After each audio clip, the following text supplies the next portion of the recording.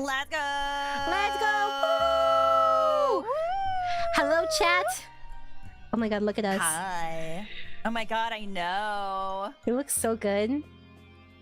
I love this art style so freaking much, too. I know, me too. Yeah, like...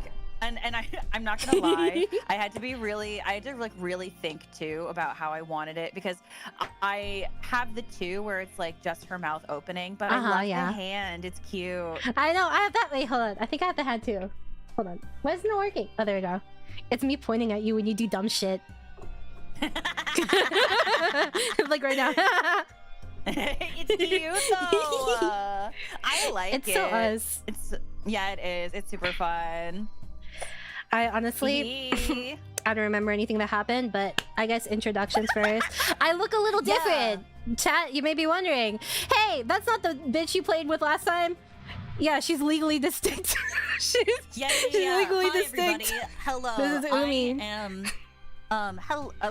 let me do it this way instead of my usual intro.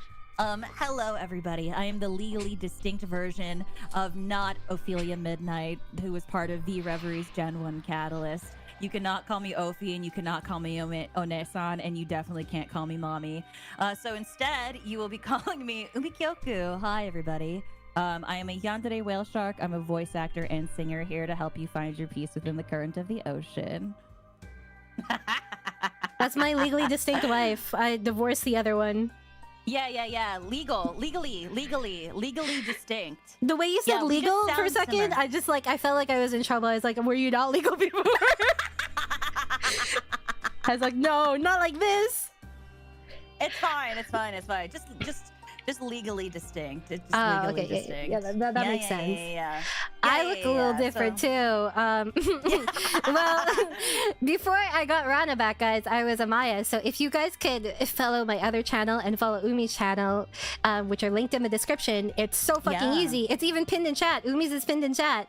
You can click there, subscribe there, because we're more active there. Although it doesn't look like that right now for me, but I promise I will be. Yeah, I stream a couple times a week. I've been streaming a couple times a week since I quit my job. So you can find me on there. I don't really... I do a lot more voice acting for funsies and not so much educational stuff. And I release a lot of original music these days as well. So in case anyone was curious about what I'm up to. In case you haven't seen me in a minute, seen the distinct version of me in a minute, so yeah, so hey, what's up? It's so funny to see your hand move as you laugh. Isn't it cute? The way it just pops up. It goes really fast. Honestly, it's kind of like, because I was trying to decide if I should hold on, let me do it.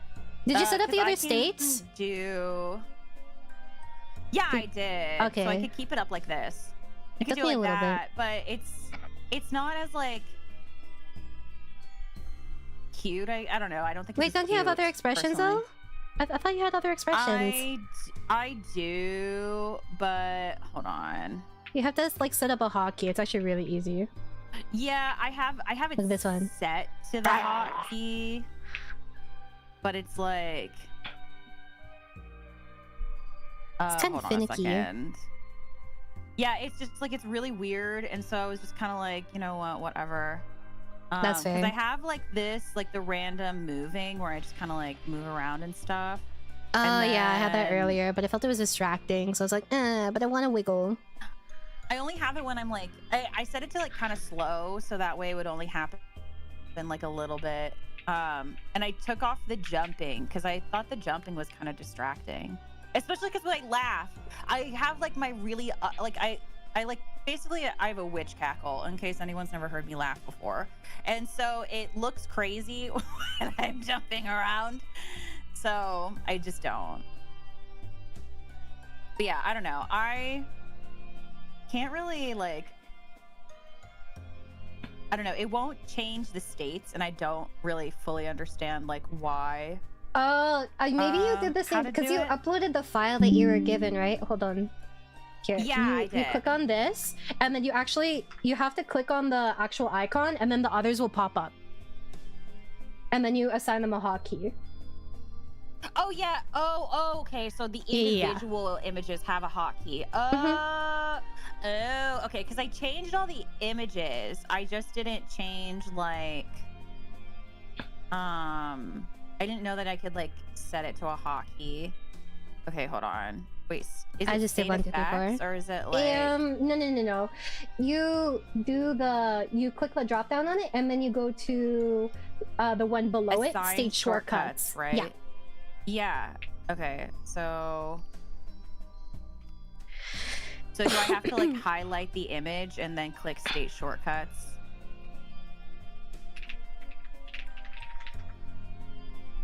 Yeah. Okay, so then I click on this one. Also, I'm not gonna lie, we should probably do a quick review of what happened last time. Hopefully there's a recap in the game, but I'm not sure. I also need to find what save file we're on. Oh shit, we have so many. Well, we said save scumming. No, why do we have 30 saves? I think it was because we were trying to do all the different endings. I think we also went back or something, right? Yeah.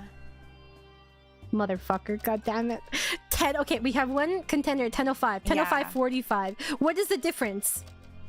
10:05, 41. What could have happened in those 4 seconds? 10:08? Okay. Yeah, no, because we... Oh my 10:15. You know what? This is a bottom one, so this is probably... Probably. Did we just not save though? But like, look at that. 6 hours to 10 hours. Did we just not save? No, they're more. They're 30 saves, woman. Okay, look, I don't know. I'm just saying. Because like, oh no, you're crazy. Never mind. You like just randomly put them on one. You don't go in order. Excuse me. I'm sure I had some purpose at some point. I probably had some system that past me thought was a good idea, and current me is not happy with past me. This is like psychopath, like save scum behavior. I could never do this. Because it drives me, like I could not, because like I get so like caught up in like the order, and then I just start again from the beginning. It steps my insecurity, girl. Oh my god. Okay, you know what? Maybe there will be a recap going into the next one. But if anyone's wondering, we are going for happy incest ending. We're going in pretty much completely blind. We don't know what we're doing, so we're gonna hope that we get the right thing. I have to remember what I did for Leyley's voice. I honestly think you were kind of nasally. I think it's like what my regular talking voice is these days. Because I don't really do the because I don't talk like this anymore. And when I start doing it, it's like really weird. I don't talk like this. Do you want me to send you the VOD so you can see? You know what? It's fine. I'll just talk like how I normally do, and then if it changes, I'll figure it out. It's fine. All right. I'm just way more girly pop these days, so. You are more girly pop, but that's cute. Let's see. Well, it's because that's how I've always been. That's always how I've been, but I couldn't, you know. Burial is updated. Notice. There's notice. The game has multiple routes. You're currently in the burial route. Yeah, that's the one that we wanted. That's what I was talking about. Oh, it is? Oh, yeah. Okay. Well, that's good at least. Burial route. Okay, good. We said at least like, you know, because so before that we started doing this, we were like, which one are we doing? Is it burial or decay? Which one gives us happy incest? That's true. I do remember this. We just, yeah, we're vibing. Do I relate to Ashley? Yes. I literally took a quiz that says I'm like Ashley. It's funny because we both got reversed options, but ours were both very, very close. So my first one was Nina, and mine, it was only like a couple, like 0.03% less than Ashley, and hers was similar, except reversed. Yeah, like my similarity to Nina. Oh, I don't think I saved it. I think yours was like 0.7 something, 0.735. Yeah, okay, so it's... No, they're both 0.847. Oh, really? That's the exact same. That's exactly the same. I don't know what mine was. Oh my god, that just means I'm toxic with some morals. Let's see. I got 0.773 for Nina, and I got 0.745 for Ashley. Yeah, no, we were talking about it, and I was saying how I love that Ashley's like description isn't it isn't like, oh, she's into her brother, blah blah blah, like stuff like that's very typical for someone who doesn't really dive deep into this game. So like I love it because like it shows like her actual personality and shows that like she just wants someone to care about her. She just wants somebody to love her. She wants to be helpful. She wants to be affectionate, and she just wants someone to reciprocate that back to her. It's just she's so traumatized. That's how she ended up the way that she is. But anyway, so burial route. I am excited. It'll hopefully I'm gonna say this, chat, we're not gonna read you too much. And also, we probably will not finish today. We will probably have to do it a second time with how much we have. No, 100%. 100%. Help. But yeah, no, we probably won't be able to finish it tonight, but we'll finish it eventually. We'll finish it eventually, and it just gives you guys something to look forward to. Yeah, feel free to also like refresh us on any details, because we don't fucking remember. Yeah, because it's been a while. So okay, so burial route isn't out yet. Do we want to do this? Well, okay, so I mean there's multiple save files, right? Just remember, write it down, and don't save over the original burial save file. We keep save 30 very pure, chat. We don't touch that one. Okay, so I guess we'll go into the decay route then. So it's not out. Yeah. I'm guessing that's a part 2, because this is only half of episode 3. I think that's released right now. Yeah. So, okay, I guess we'll do this then. Love. After tying your parents up in the basement, choose the option fuck that. You know what? I appreciate this, because that's what I was mentally thinking, but like, you know. Only decay part 1, better to just load a decay file. I don't know if we have one. That seems like a lot of work I do not want to do, so we're not going to do it. I was about to say that sounds like a lot. Yeah. So probably not. Okay, hold on. I'm writing it down. Wait, save 30 is for incest. Let's just put the episode 3 branch. Alternatively, you can also pick the option reflect when your parents are offering you an olive branch. Ugh, bitch. Okay. For when episode 3 comes out. Oh, motherfucker, you're making me go back. Okay, reflect, and then fuck that. Oh, man. Oh, I don't know which one. Okay, hold on. Wait, there's changes in episodes 1 to 2? Are you saying that we're to have to start over? I do not want to do that. I don't want to start over. Starting over. Okay. That took us 10 hours. Yeah. Let's see. I think it's file 7. Is it file 7? You know what? Oh, why did it go tiny? Why teeny? Stop it. Oh, I see. Sorry. I'm playing on controller and I do not remember the controls. No, you're totally fine. We can check the changes later. Oh, okay, banger. Okay. Oh, that is so weird. On controller, if you press one of the middle buttons, it like full screens and on full screens. That's so stupid. Oh, that's annoying. Cool. Okay, so... What? Wait. Is it actually gonna make us redo it? It doesn't... No. Oh my god. No. Wait, okay, so we have to go all the way back to... Okay. To the parents being tied up. No.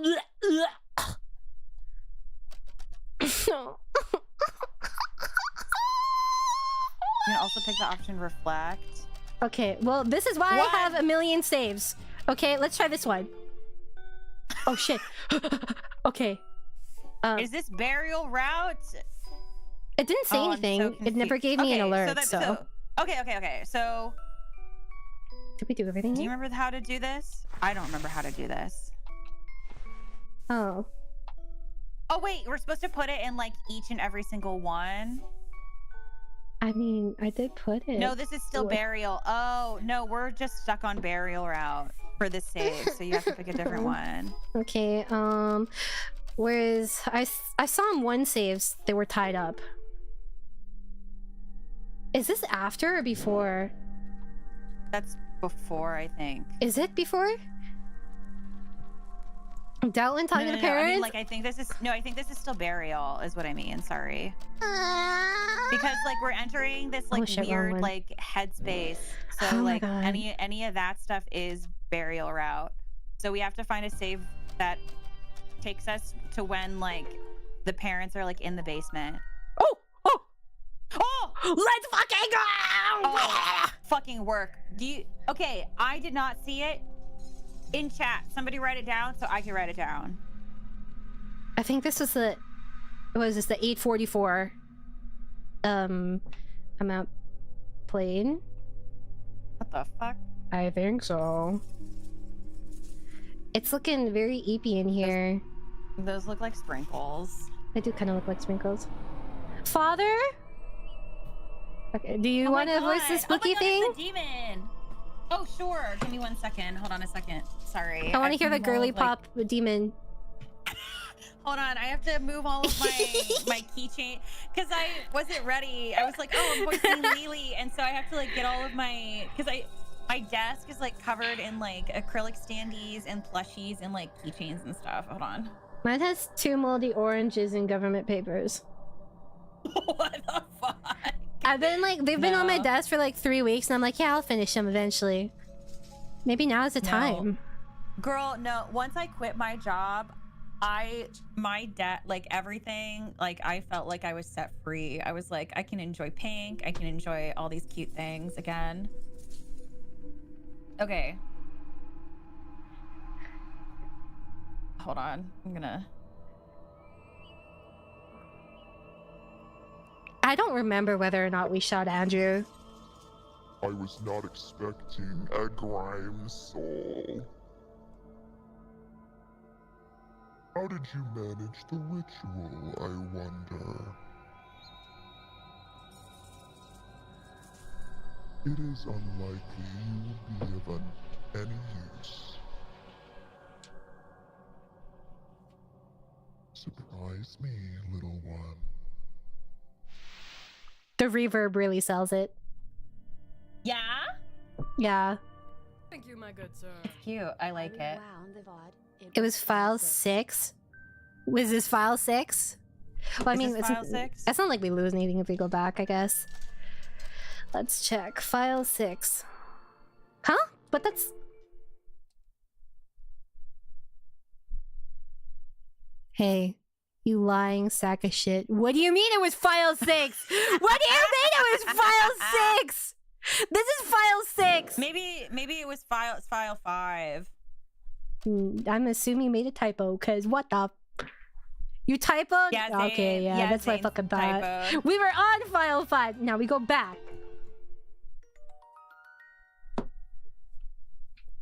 Banger. Let's fucking go. Oh my god, I have to exist again? Thank you, Zane. I appreciate it. Devastating. Thank you. Here, we'll go like this. Also, if I ignore like a super or anything, it's not that I don't appreciate it, but I just don't want to break the flow too much. We're so cute though. We are. Your confusing existence persists. Is this supposed to be a trash? Oh shit! Wait, that's so cute actually. Oh my god. You're like a little dude. I guess it's a puzzle. It's a cross. Because you have to cover every book, I'm assuming. I assume so too. Oh, is this an eraser? Can I erase my mistakes? Oh, I still exist. Everything looks vaguely familiar. Oh, oh. Use the eraser? Ooh. What does it do? Hold on, let me make another save real quick. Okay, don't save over 30 or 5, okay? Okay, save. I'll say at the bottom. Okay, save 5 is for decay route for episode 3. I don't know what the eraser does. Maybe the eraser Maybe destroys it's to one like time? start over. Yeah. Oh yeah, maybe you're right. Start over.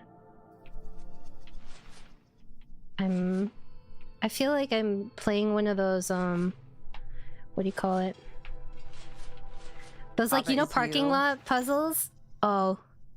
You know, like those mobile games where you have to like get all the cars out of the thing? Yeah. And stuff. Yeah. My brain. No! Okay, well.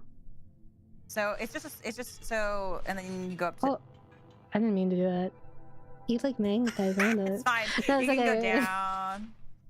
And then And then you can um, go up and then but there's only one way to the right. Okay, wait, hold on. Oh Yeah. wait, maybe this is actually yeah, and correct. then you go to the right and then go down, up. Geniuses. Yeah. Banger. Oh, fuck off! Okay, so hold on, let me see. I think we go right first. Okay, well fuck it, we ball. Yeah, I mean there's erasers. That's true. I wonder how much the Yeah, eraser erases. No. Did we fuck up? No. Motherfucker. I don't think so.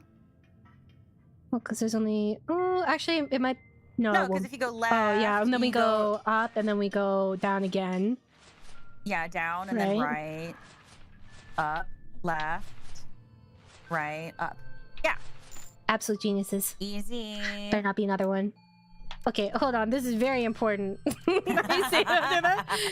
what one. did you just save on? File 50. What the fuck? File 50 is the new section I'm making, just in case, so I don't accidentally make a fuck up. We want not that. All right, file 50. I'm taking notes. Okay. There's nothing on the plates. The plates sit empty. The plates are still empty. I'm guessing these correlate to this. Is this supposed to be Julia? Or our mom? Maybe it's our mom. I think it's mom. Is it? I wonder if this is supposed to be reflective of the actual state. Yeah, I was about to say, I was actually just about to say that, like, I love looking at this because it's like,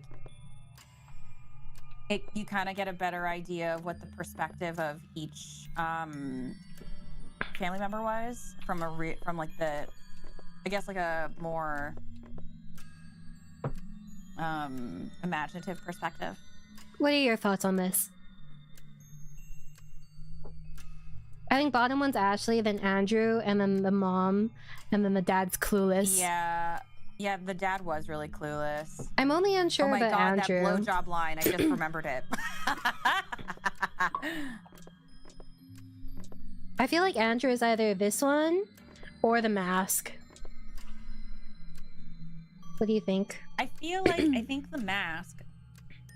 I think that makes the most sense. Yeah, because like the mom seems the most tired all the time, but like, is that supposed to like take you anywhere? I think or maybe the books are supposed to open up. Oh. Okay, there you go. Where does this go? Can I interact with this? Mainly organized consumables. Okay. Perishables. Nutrients on display. Very clinical description. Where is it supposed to go? Is there anything here? Doesn't look like it. Maybe... We go right? Maybe we're supposed to open all the books? Maybe. And then I think... Or like maybe... I think we interacted this last, right? This seems like it's last. Yeah, my thought is like maybe each section like each section kind of gives you an idea of like who is what, maybe. I think it's like the chapter of their life, because this is like the basement. This is when they were in the apartment. Yeah, and then you have the apartment, and then that was the convenience store to the left, I guess. Yeah. Cleaning cloths and such. Oh man, I missed the description. I thought I could reread it again, sorry. No, you're good. Boop, I'm boop, still boop, trying boop. to figure out what all of it means. Should we try doing this? Are you ready? Yeah. Let's see. You sort of Clocks remember and time. clocks and time, but you can't recall what either was used for. Oh. Maybe it's time o'clock. Maybe we did something wrong.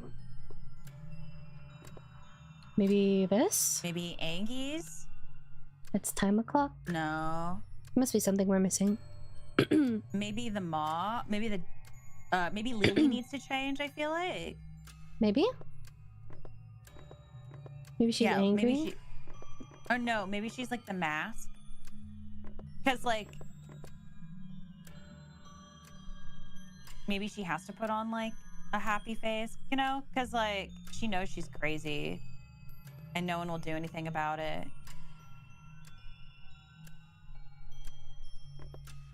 Is there an item description? Is Let's there? see. Oh yeah, we do have fucking No, we don't nothing. have anything in we our have nothing. You made me feel like I air. love looking at nothing. Yeah, item description. You're right. Let's look where there's nothing there. Cool. Maybe it's something else. Maybe the parents are wrong? I feel like that's right though. Or maybe let's try them all masks. I don't remember the answer to this puzzle. Can't even backseat. Why would you even want to do that in the first place? That's gross. Let's see. Is there something interactable we're missing? No service. There's nothing up here. No. And there wasn't anything behind the bush either? No. Just her tiny little ghost body. Nutrients. Nutrients. How come I can read these ones again, but I couldn't read the other ones again at the top right? That's a little bit bullshit if I may say so myself. Nothing to cook. We need to cook, Oh, maybe Jesse. it's like you have to like cycle everything again. Do things like align with plates? Oopsie. What do you mean? Like,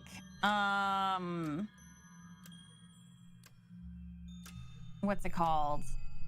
So like, you know how like at the table, like everyone has a seat at their table.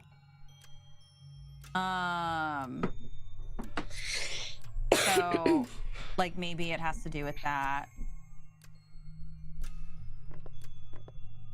Maybe? Well, I guess, where would you be? I don't know. I've never lived in a family of 4, so I don't know where people typically go. Okay, so my thought, right, is try, hold on, I have to think for a second. Oh yeah, sorry Umi. Real quick, if you're gonna be obnoxious about us doing puzzles, we literally haven't played this game in so fucking long, so shut the fuck up. Please continue. Oh, no, you're fine. Ba-bum-bum. Okay, hold on. So, try... can you... Maybe we need to do this. So, like, make the dad clueless. Mm-hmm. Can you make... Can we try making the mom angry and then changing Leyley to like big old Sag money? Oh, that's angry. Oh. Yeah. Okay, there we go. See? Yeah, Nice job. Good job. Aw, hello. This ghost is happy to see you. Cute. He gives you money. Hell yeah! I love money. You can't quite remember for sure, but you're pretty certain this isn't how shopping works. Both of you are confused. Can I interact with you again? Waiting for you to do something. Well, that's a bold choice. To wait for me to do something. We still need to interact with the clock too. I'm guessing that's after. You're angry. This ghost can't leave work before 6. This is the mom? Suck it. I'm assuming? Because that one's purple and that's a dad. Is there anything more to interact with? Doesn't look like it. Oh, maybe the pantries and stuff? Those are also clickable. On the left. On the left? Yeah, at the convenience store. Maybe we can buy money or buy food now? Yeah. And we can cook it? There you go. Okay, we got groceries. So I guess now we can... Yeah, I guess we can go cook now. I'm assuming. Delicious food. Wait. You have both groceries and money? That cannot be. Something isn't right. Hurry up and fix before they find out and something bad happens. Oh. Money belongs elsewhere. Money? Maybe we hide it? Under the bed? Is this a bed? I don't know. Nope. I don't know. That's a cart. That's a cart for laundry. I can't tell. I was like, what are you talking about? What bed? I thought it was a bed. I was like, why is there a bed in the laundry room? Here, maybe? Nope. Hide it in the bush? Yeah, oh, shit. There you go. Oh, there's Leyley. I'm assuming that's Leyley. This ghost is hungry. Okay, so I'm assuming we're Andy in concept. Because the purple one is the dad, the pink one is Leyley, and the green one is the mother. Oh. Nothing has changed about your groceries. Oh, however, I see. We had to pay for the groceries. Oh. However, this is correct. This is how it works. Interesting how we're learning everything again. I don't quite remember what happened actually before this. Okay, well, I have like vague memories of it. I kind of wish there was like a recap or something, but yeah. Into food. But okay, well, like my thought is like they probably did that with the understanding that there's going to be a lot of people playing from the beginning all over again, you know? That's fair. But I gave you food now. Do I need to... You know this. It can be eaten. Well, how am I supposed to give it to her? Yummy. Hungry guess. I know, I want to feed you. There's no option. I would assume it would automatically give it to her. Oh, maybe we put it on the plates. Yeah. Oh, there you go. Parentified and Andrew. Dinner is set. Or maybe I pick them up for dinner?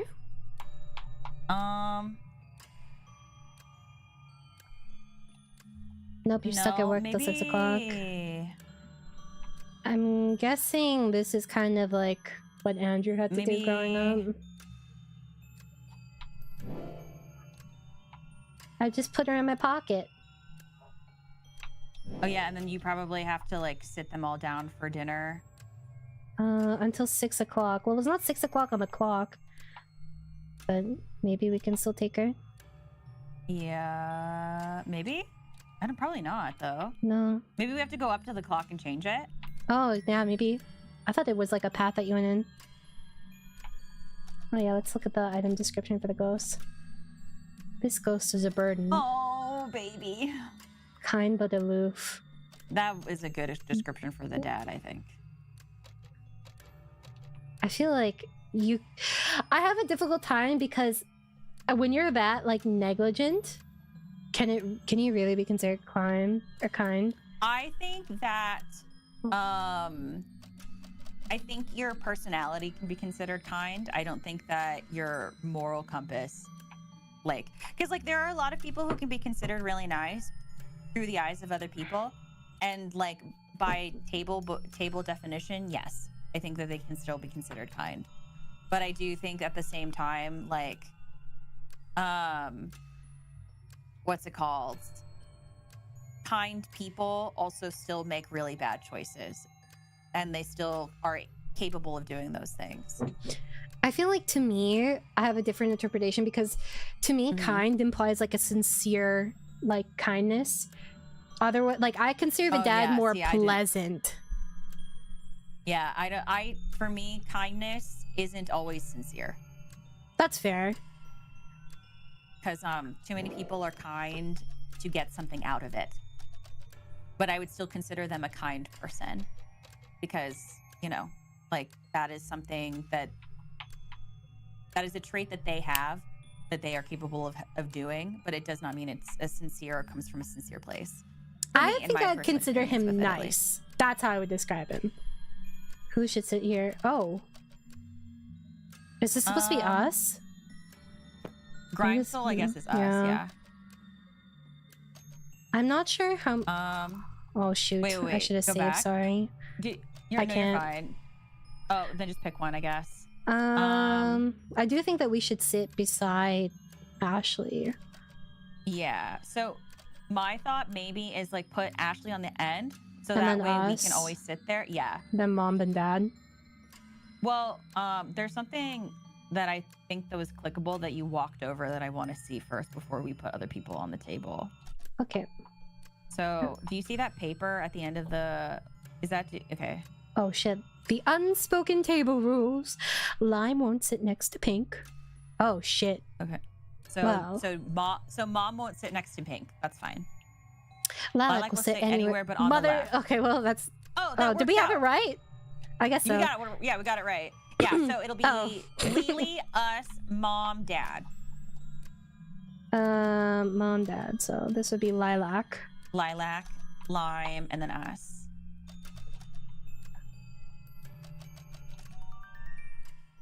Nice. Dinner is peaceful. In concept. That's you. This tells me absolutely nothing.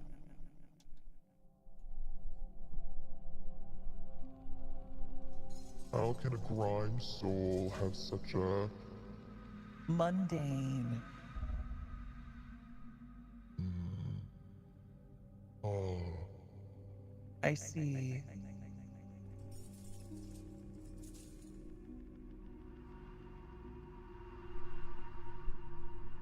you've misdirected me well, grime soul. Now I am actually curious. You must be quite the liar to have such a instinct. Intact in your current state. You want to show me what Lies underneath this Facade. The last thing you want is for the big scary being to see anything. You want to escape, but there's nowhere to run.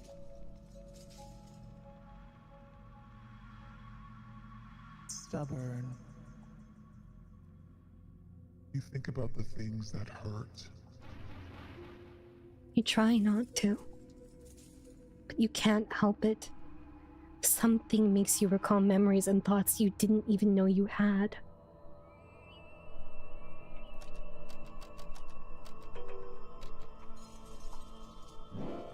Laundry. Hopefully, Okay. I don't think these disappear. Oh. I see. When we step off Oh out yeah, of that's line. right. That's right. Those are pathways from like.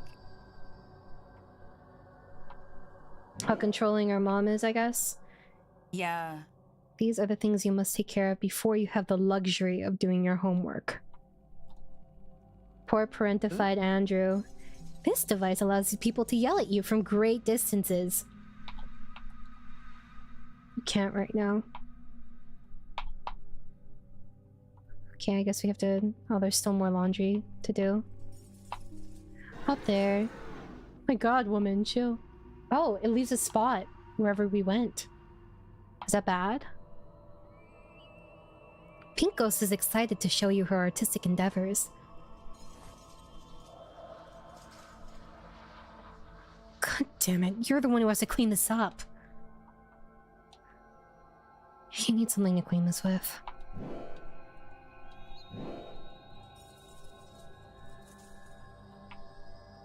I love the imagery, like how everything is too big. There's nothing good on TV. When is there ever anything good? Be quiet. Don't bother the neighbors. I guess we go do the laundry now. Oh my god, woman. Chill. Detergent. Got cleaning supplies. The machine won't get the clothes without the clean without detergent. Okay. A key. Can I still get the phone?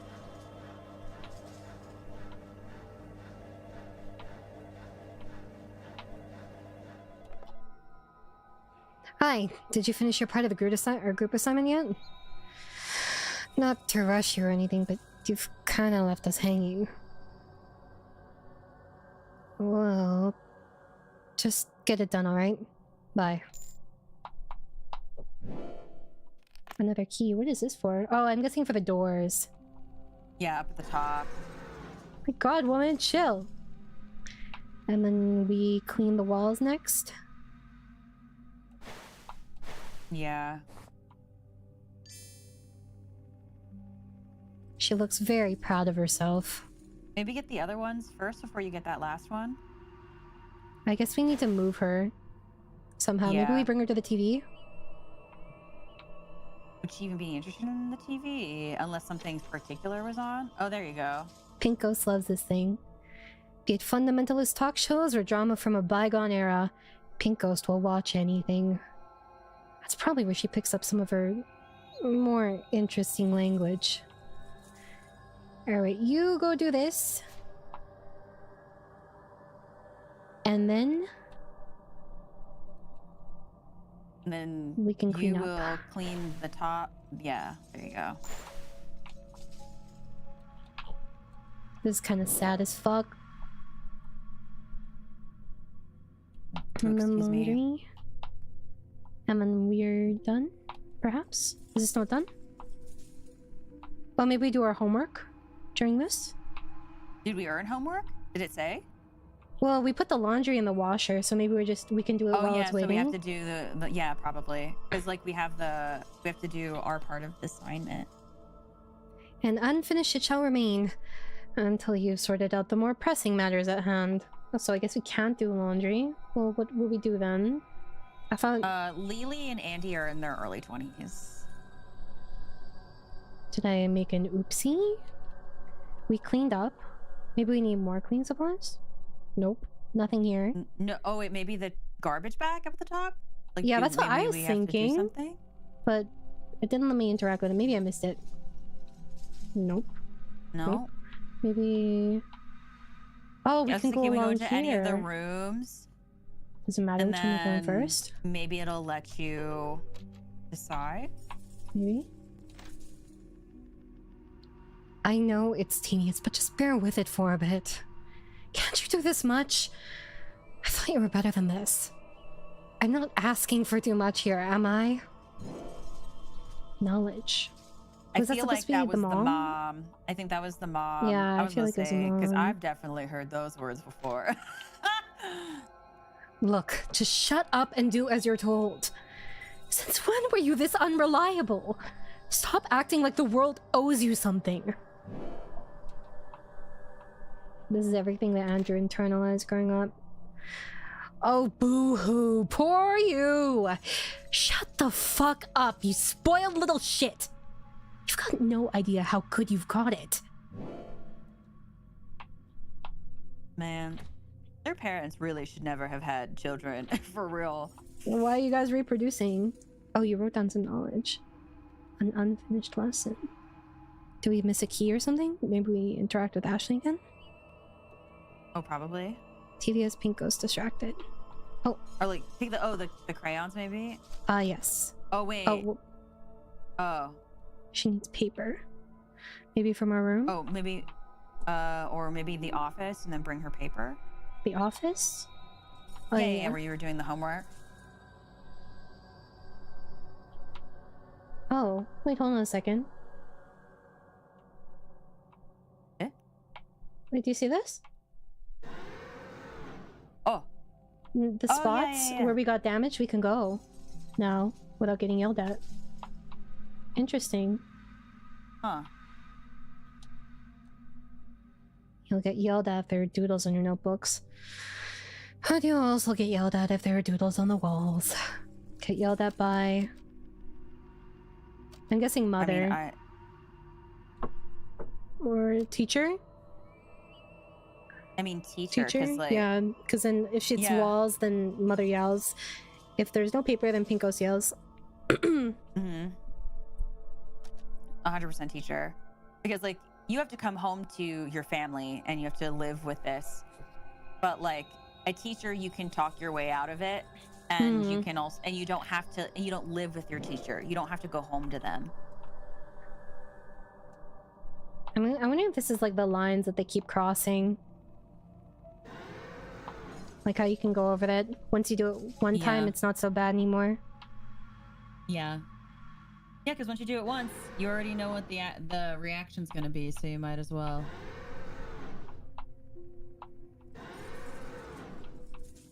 I don't like the way she's yelling at me, bro. Yeah. I mean, it is how it is. Okay, but it's so cute how the little ghost moves around. The little wiggle, it's cute. I know, it's adorable. Let's get our final lesson. Bruh. Oh, there you go.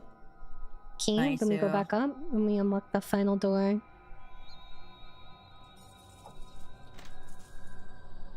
Do you think I like this? Do you think that this is what I wanted my life to be like? Every single day I go to work at a dead-end job, getting shit on left and right. I work my ass off to keep a roof over our heads and food on the table. Yet you can't even watch over your sister? What kind of ungrateful, selfish, lazy brat did I raise? Jesus Christ.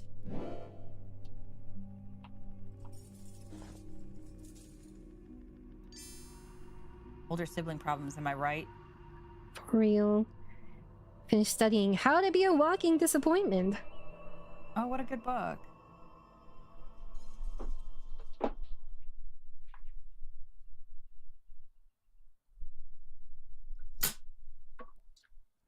I was right. You are not quite there yet. Maybe in time, but for now, I propose A friendship. I will mark your soul So that I can find you. should you call for me. What do you say? You don't understand what any of that means. But you nod profusely just to appease this thing. Delightful. Farewell, prime soul. I look forward to your hatching.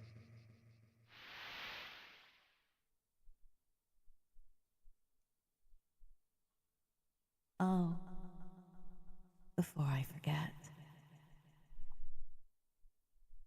Here. Promised vegetables. Huh?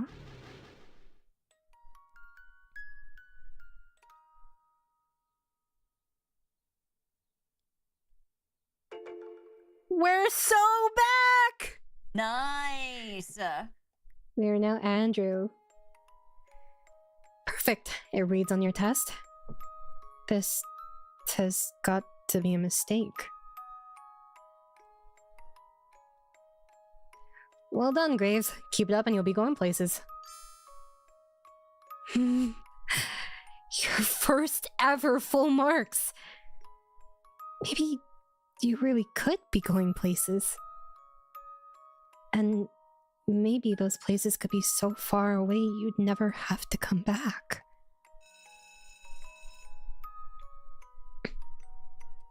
You want to be friend B? Yeah. Nuh-uh, you can't do that. You don't have like enough mana. Can too. It said my spell cost is halved. Dude, it didn't say that. Let me see. Andrew, it's your sister again. Ugh. Hey, watch it! Why are they putting onions in the smashed potatoes? Nah, but she's right. Why? Yeah, actually, that's a really valid take. That's kind of... Hold on, let me make us a little bit smaller. So we can kind of see both. And... wait, this one.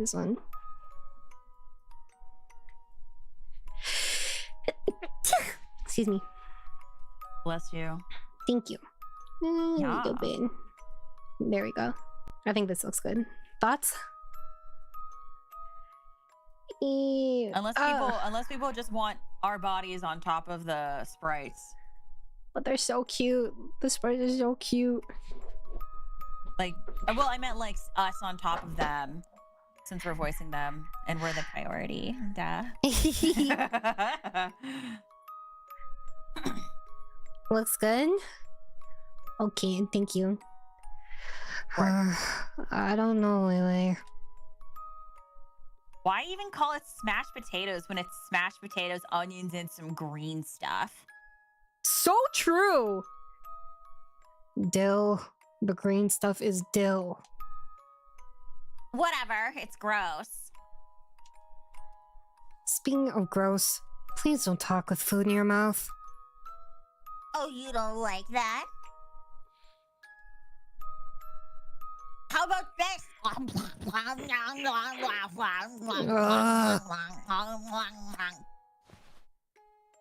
Forget this. I need to be somewhere. Bitch, you're like 2. Where do you need to be? Yeah, me too. Do you want to be Mrs. Kent? Yeah. Graves! I believe I told you to wait outside the principal's office. Oh, she means her. Thank God. But it's lunchtime. Not for you, it isn't, miss. Get back over there at once. What did you do now? Oh, nothing. I just called her what she is. A cunt. I mean... Miss Graves, I will call your parents about this. Good. Call my mom. She'll call you a cunt too. No, but I can see it actually. Right? You know, just yesterday she said you're a dried up old... Holy crap, she's annoying. Yeah. Why didn't you tell her to get lost? Mrs. Kent? No, Ashley! Why didn't you? I don't know. She's your sister, not mine. Oh, she left her bag. Wanna go throw it in the toilet? Come on, don't. I'm the one who would have to deal with that. I guess we take her bag. Yeah, I guess we take the bag, or... Delicious goop. And then go pretend to throw it in the toilet.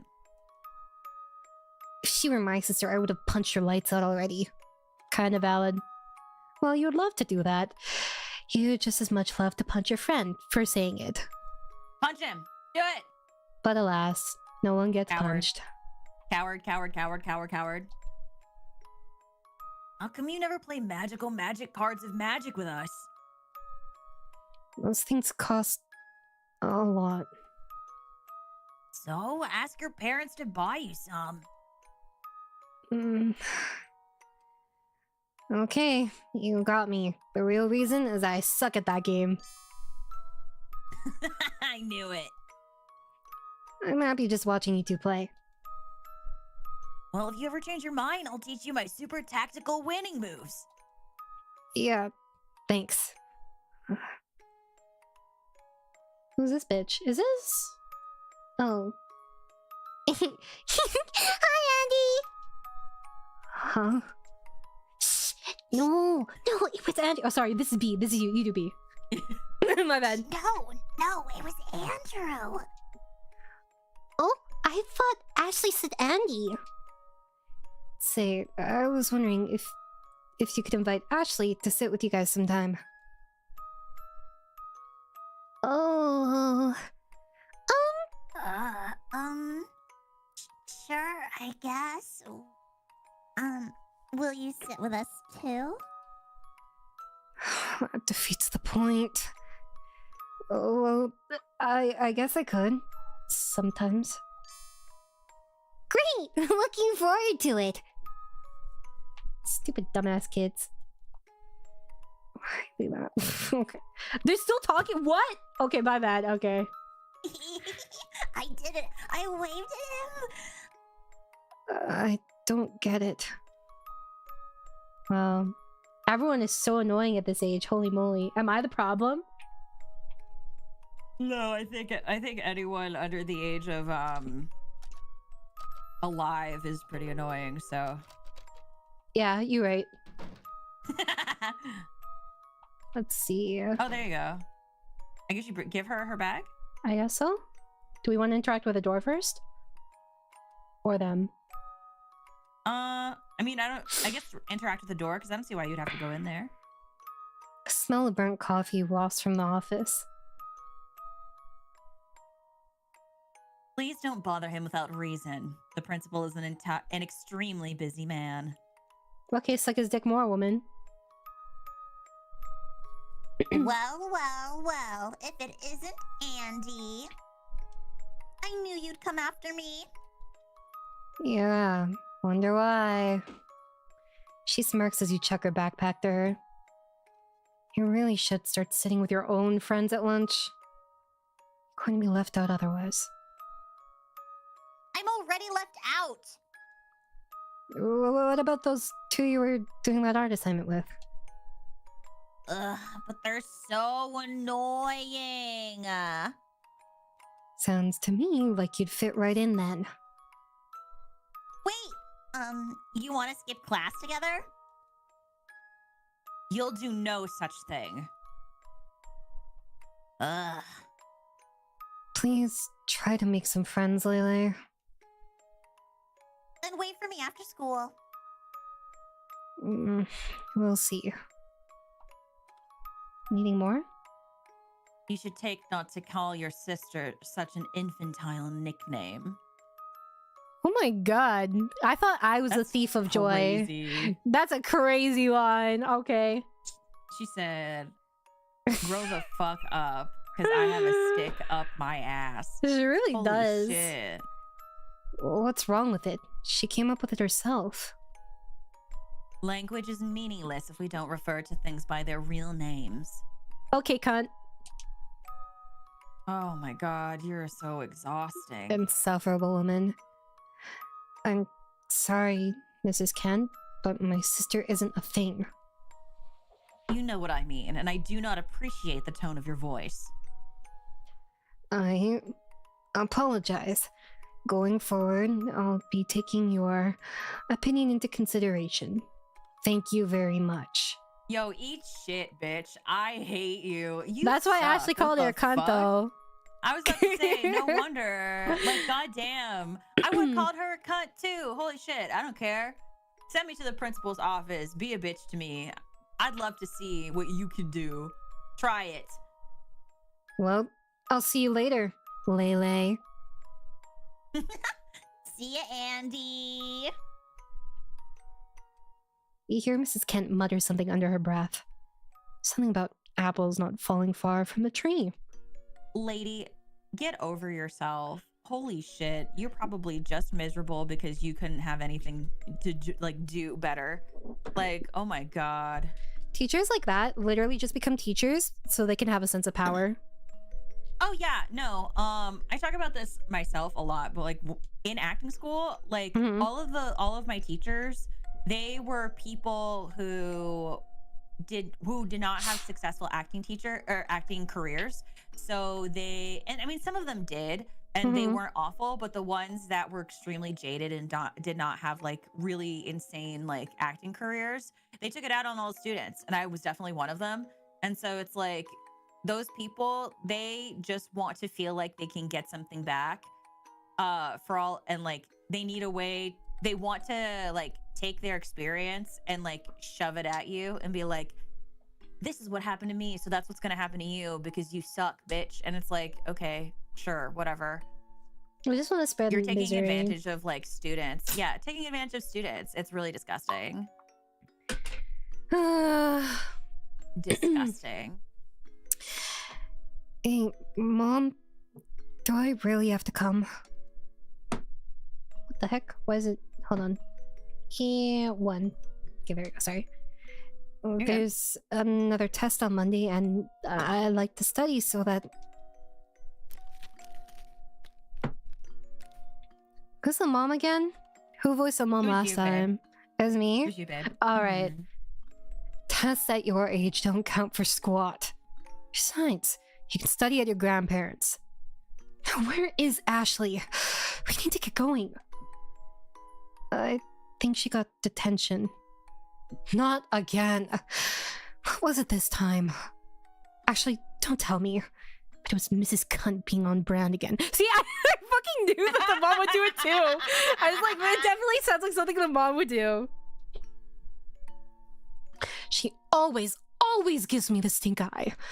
Like, oh, I'm sorry. I'm sorry. So sorry you have to do your job. You know, the job you're getting paid for. Real though. Oh my god. Why did you even become a teacher if you hate kids so much? I put up with the shit every day and I don't even get paid.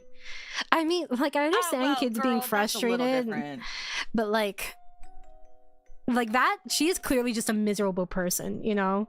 Yeah. Hell, I have to pay for it! Finally, there you are. Don't bother taking your shoes off. We're just about to leave. Andy, why didn't you wait for me? I didn't say I would. Yes, you did, you worthless sack of shit! Leyley fully intended to hit you with her shoe. Thankfully, her aim sucks. Ashley, do that again and you're grounded. Deal! I don't want to see Grandma and Grandpa anyway. You think I do? Stop being difficult and put your shoes back on this instant. Ugh, I hate you! I hate you! I can't deal with this now. Or ever. Andrew, could you take care of it?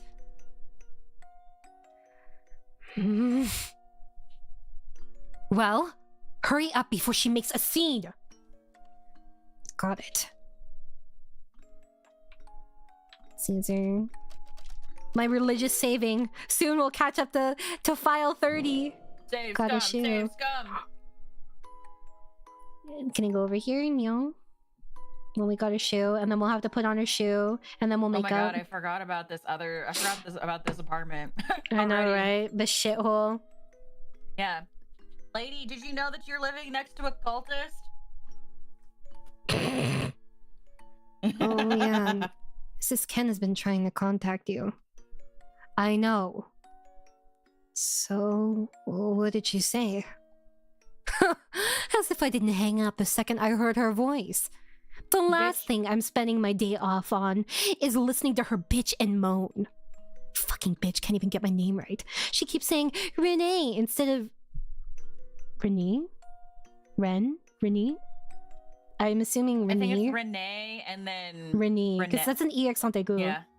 Uh-huh. I think it's... Yeah, that's Renee. But are you sure? Yeah, pretty damn sure I know my own name. Thank you very much. Fucking Renee, eat my ass, you dumb, ugly cunt. Your mother is in a great mood today. As usual. Tread lightly. Well, she can't get Ashley's name right either. You know, the whole Leyley thing. She keeps insisting to either use Ashley or to pick a nickname that's actually derived from her name. For fuck's sake! Ashley can call herself Screwdriverio if she so pleases. What the hell is it to her? Right. For a teacher, Mrs. Kent sure is on the slow side, huh? This is the classic, you know, learning to placate and having to deal with, like, your parents' emotional tantrums. And, like, having to learn how to, like, walk on eggshells around them constantly. I love being... You know, all children should really learn to be the emotional sponge for their parents because their parents never learned emotional regulation. What a beautiful world we live in. This is the kind of shit that builds a disorganized attachment style, bros. Don't call me out. Me too, bro. Stupid bitch. That's right. I swear swear to God, we should just take a long hike off a short cliff already. Please don't tell anyone I said any of this. It's kind of... You see the mom in such a negative light sometimes. These weird moments of clarity are trippy. Yeah, because it's also like I think she has a good point, but I think if we're also looking at it from like one of the children's perspectives, it's also going to be super blown out. And like, don't get me wrong, like I know in my own personal life I do the same thing. The way that my memories perceive something is because I was a child and that's what it was. But like when you take a step back, it's also like, oh, you know. So like I think that the mother is making a lot of really great points about how shit the teacher is, but I also think that she's explosive.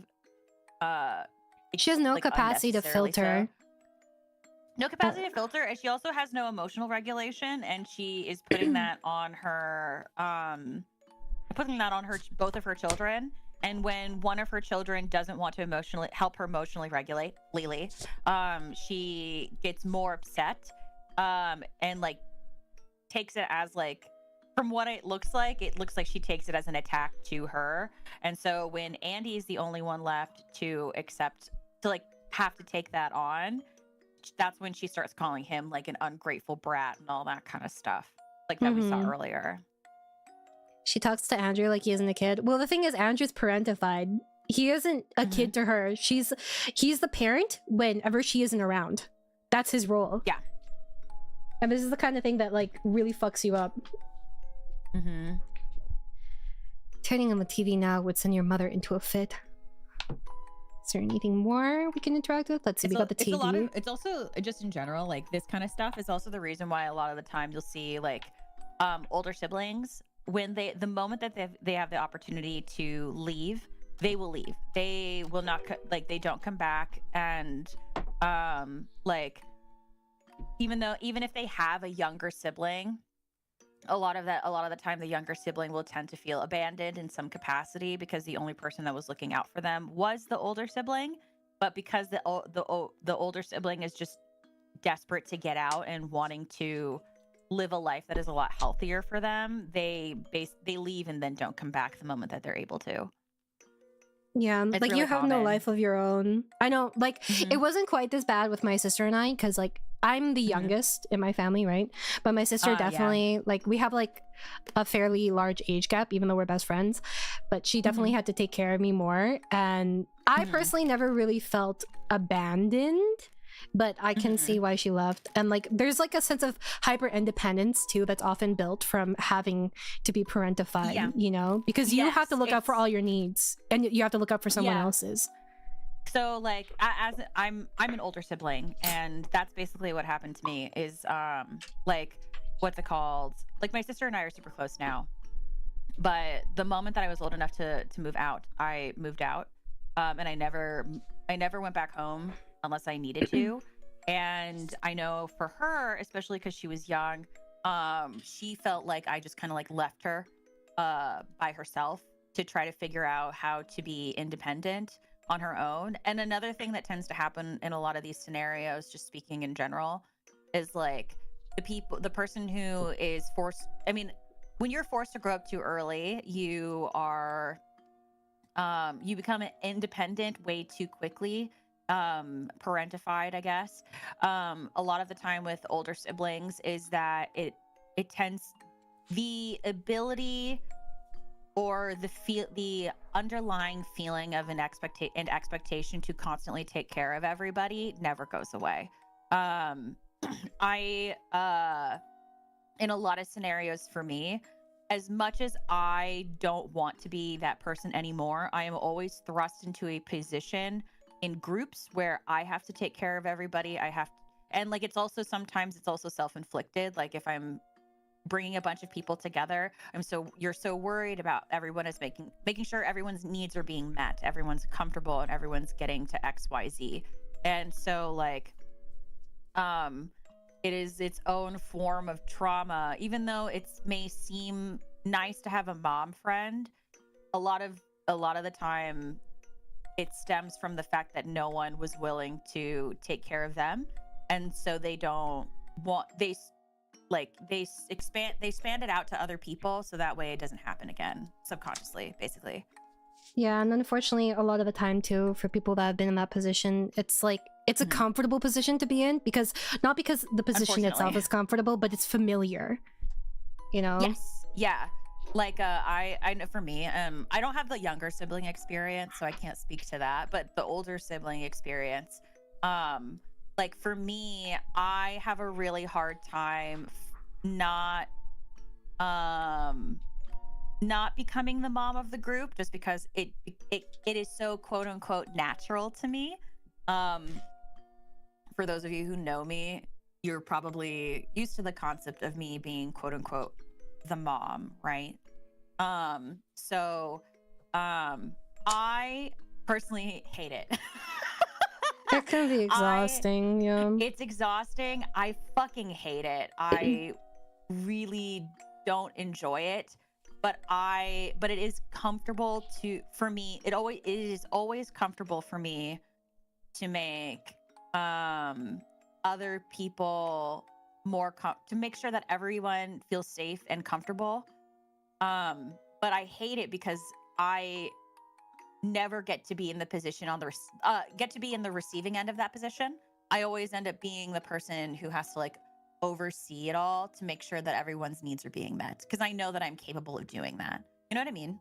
Yeah, I feel the same way, because I also end up in like a similar position. Like my experience growing up with my sister was a little bit different, and like we kind of swapped between like being parentified between us. Like I did a lot of the emotional regulation for my mom.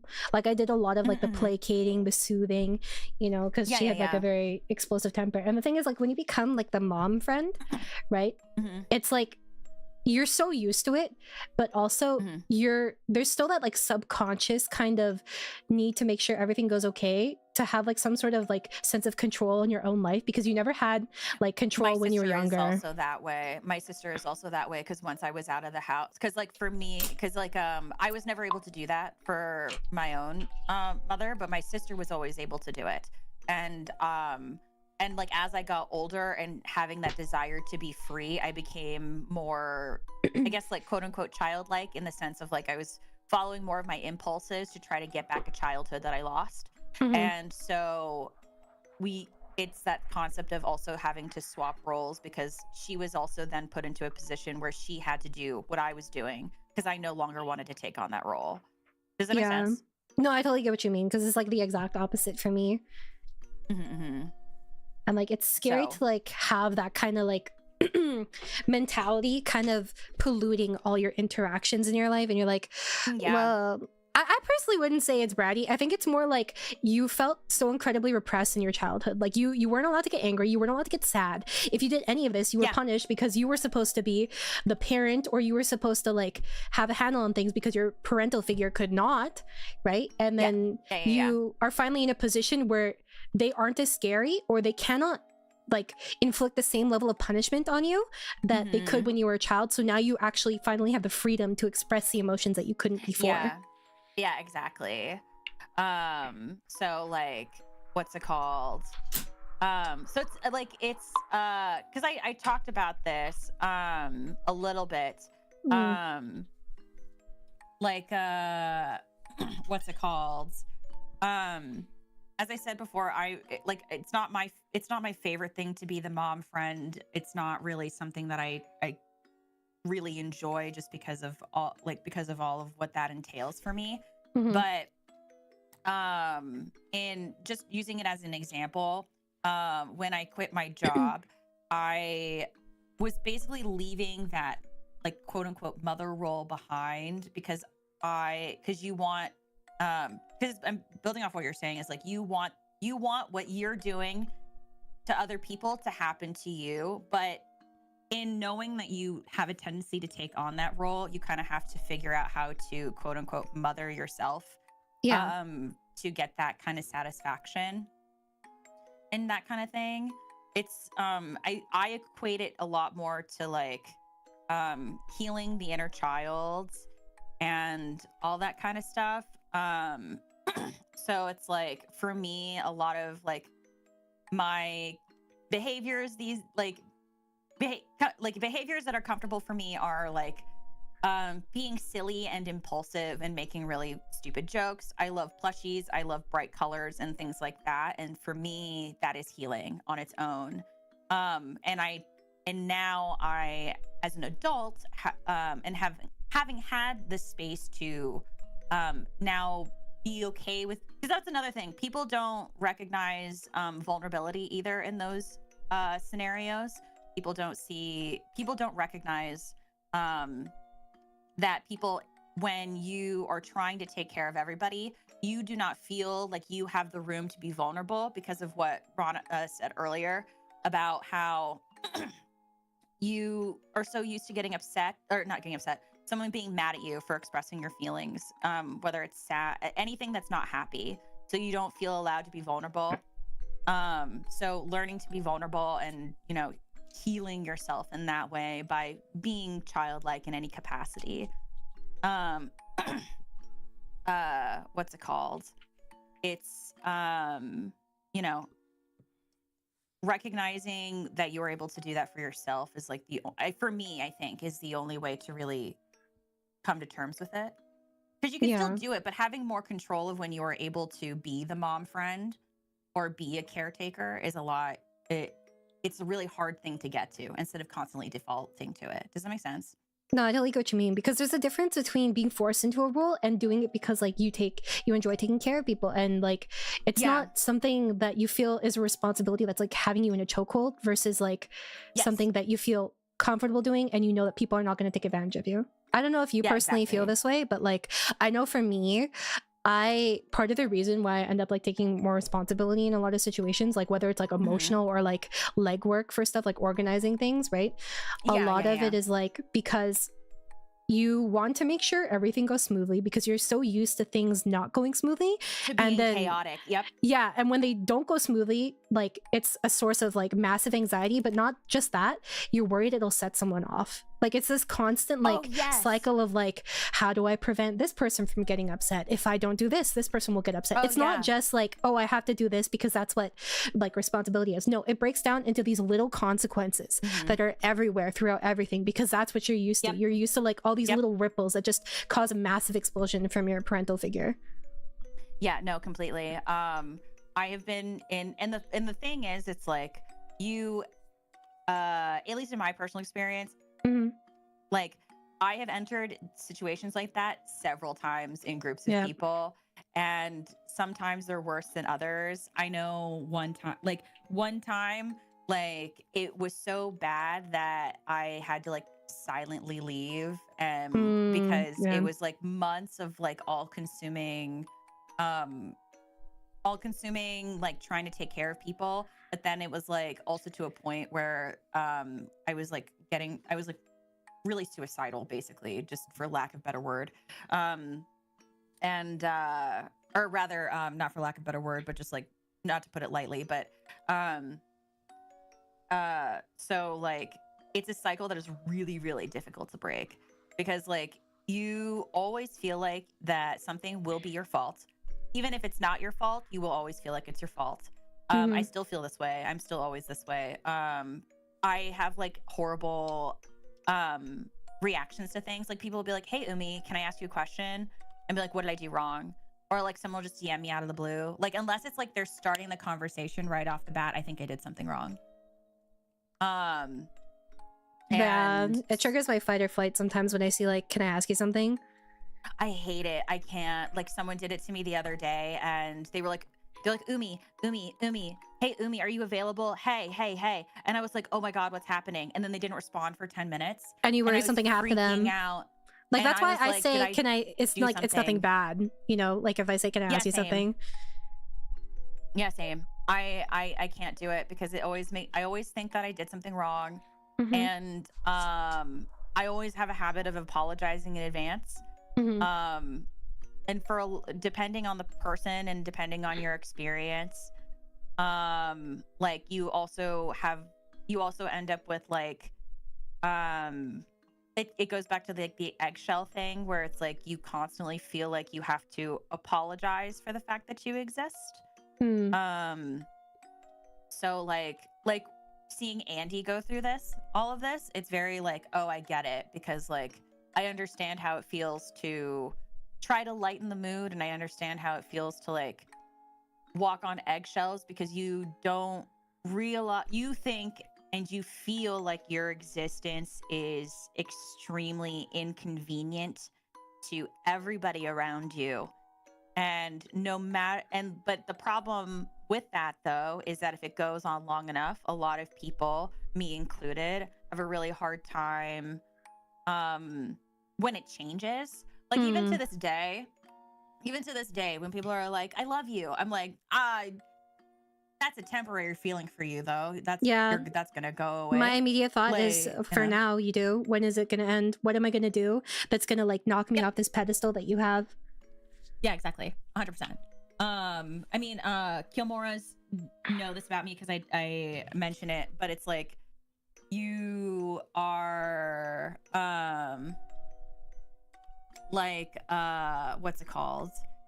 Like because of my anxiety and like my separation anxiety, abandonment issues, all that kind of stuff, I'm always like, please reassure me often that you like me, love me, like, you know, like for like 20 minutes, it doesn't matter, like it helps. It's also now a product, and this is very true, what's it called, of me. They could probably confirm rather that I really need someone to like tell me, because otherwise I'm like, so what, you do hate me, even though like No, they told me 10 minutes ago. And, like it's so bad. I'm the same way, but I'm not prideful enough to like I'm too prideful to like say anything. So like I respect that like you can be vulnerable and say that, because for me, but like I can't do that. A year ago before I quit my job, I would have been too proud to do it. This past year has been more about me learning to be more vulnerable and being able to express what I need. Because I came to the conclusion that as much as I hate taking care, like not hate taking care of people, but like being forced into a position where I feel like I have to take care of everybody, no one can take care of me if they don't know what I'm feeling and don't know what I'm thinking and what I need. Yeah. So, and real quick, sorry, there's a difference between being forced, like what Umi's saying, like being forced into a position is different. Like it's not that she doesn't like taking care of people in some respect. It's being forced into it is like a totally different story. You lose all autonomy in that situation.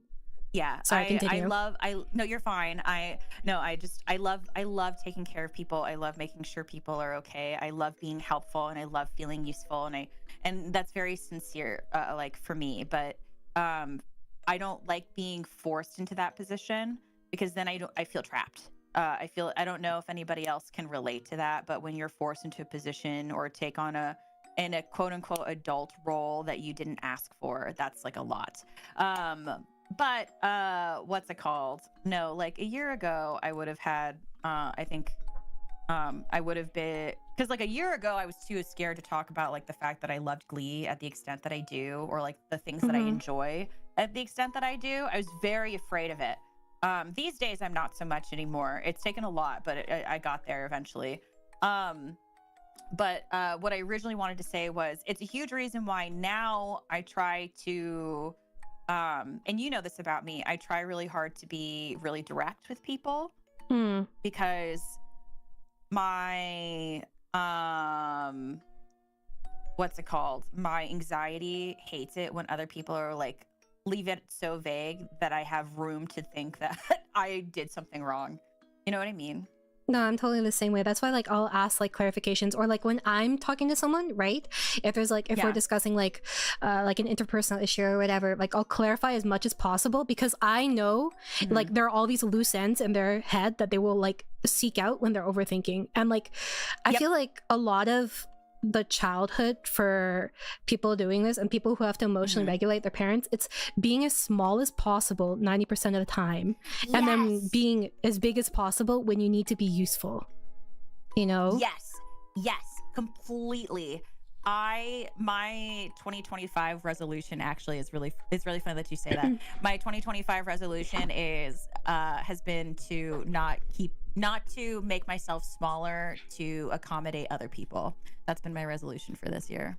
Mine was to be more selfish. That did not work out, but like I feel like I don't know about you, but like it's when you're in a position where you're parentified, right? It's basically you're constantly putting on the shoes of everybody nearby to explore what pathways they'll get upset and to like emotionally like regulate in advance and to kind of shut all these down before anything will happen. Like the mental load you're taking on is for several people all at once, and it's just like constantly this, and that's why it can be so exhausting, you know, to be like the mom friend of the group or to like take care of people, because I love taking care of people too. I love helping people and listening to people, right? But like when I feel like I can no longer step away from that, like I don't have the luxury of it, whether it's like when I've had this happen to me like a couple times in my life, where it's like whether it's been like actually more than a couple, where people have like guilted me for like not taking responsibility for their feelings or like for not having the capacity or whatever, because I very rarely, like maybe once, like on less than 5 times in my life, have said I'm sorry, I can't deal with this right now, you know. But like those few times that you do, you're so immensely punished for not being available, whether it's like you weren't there because something came up and it's like how could you possibly be there every single time like for this person, or like maybe you just like you left it because you were really exhausted and you could not deal with it, because you knew if you dealt with it at that moment you would just snap at them and would make everything worse. No, I have definitely been in a position where I've had to look at people and be like, I need space because I can't do this. Admittedly, in those scenarios specifically, that was not ever respected, and so you kind of just have to take on the load anyway. But like, what's it called? It is just in general, what's it called? Also, just for anyone who's joining the stream and is coming in later, we're talking about this because we're talking about the perspective of what it's like to be Andy in this situation. He's very parentified. As two people who have been parentified and are trying to currently unlearn these things. But like it is very like I don't know. I went through a transition of like, okay, no one took care of me, so now I have to continue taking care of other people, so no one has to feel the way that I did.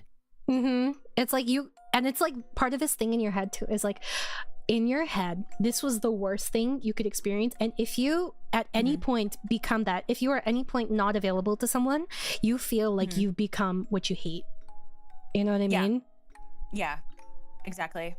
No, completely. And like, it's really hard to make space for yourself, because even once you've learned to make space in a scheduled kind of way, like, okay, this is where I start to take time for myself. It's trying to not feel guilty about it. Not even just that, but learning to not just fill it with things to block out the emotions of it all.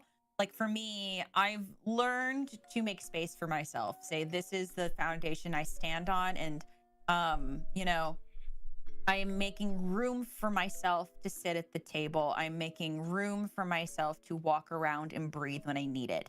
That being said, I currently struggle with trying to fill it, not with things that actually, don't get me wrong, I love all the things that I do, but I tend to fill a lot of my time with work. And I'm trying to break out of that. Because in doing that, you also, when you make space for yourself, sometimes you also don't make enough space for like other things, like a personal life and all that kind of stuff. Like it's trying to learn how to not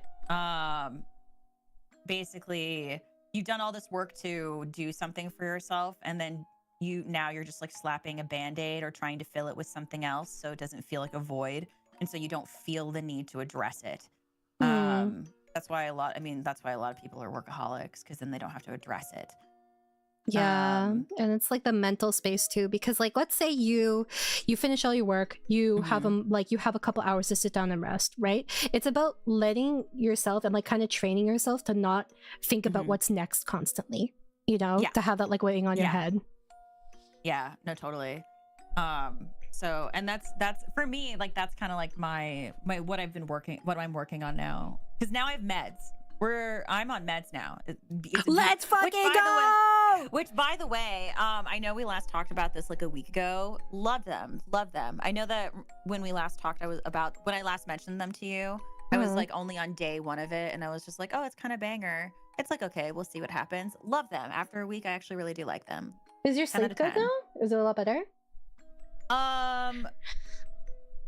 Last night was not great because I woke up every 2 hours, but what's it called?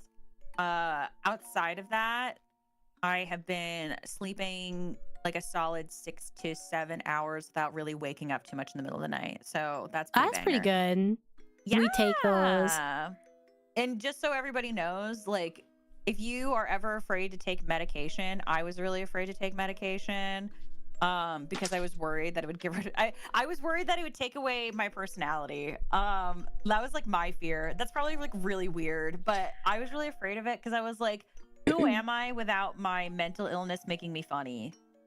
No, I totally get what you mean. And it's like, you don't, a lot of the time too, you've been with it so long that like you don't know who you are without this. You know what I mean? Yes, exactly. And then I got on meds and I was like, oh my God, why didn't I do this before? And then like if I like go a couple days without taking it, it's like awful. I'm like, I don't know how to like handle being that way anymore. It's crazy.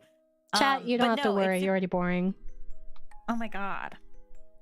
It's okay. You weren't boring, babe. Oh my God. Troll's hair. That's my girly pop.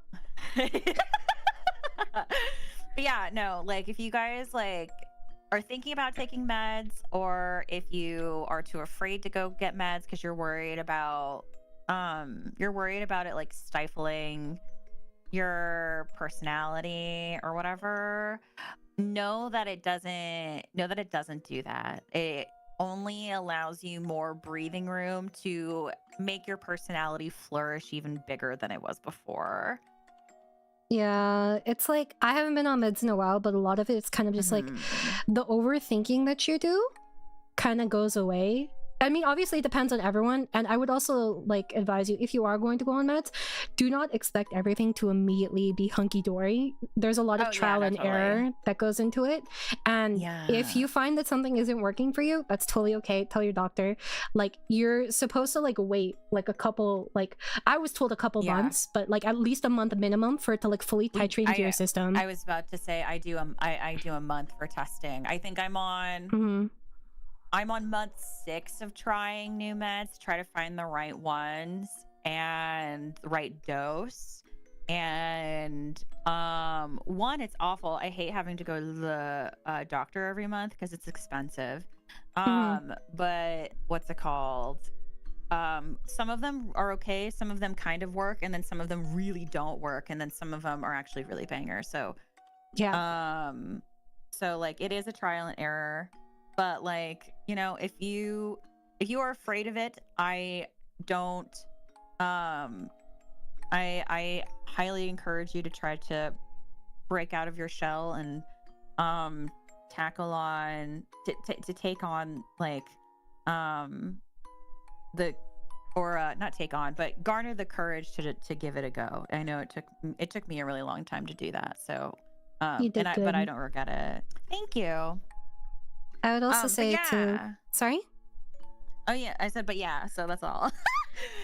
Well, I was just gonna say that like having meds that don't work for you too can be also very valuable, because you can be like, oh, this isn't who I am. This is the meds. You know, it teaches you to be more aware of what's going on with your body, like emotional regulation, like learning what is and isn't you. You start to like distinguish these parts of yourself too. And honestly too, for some medications, you aren't supposed to be on them long term. They're supposed to be combined with therapy.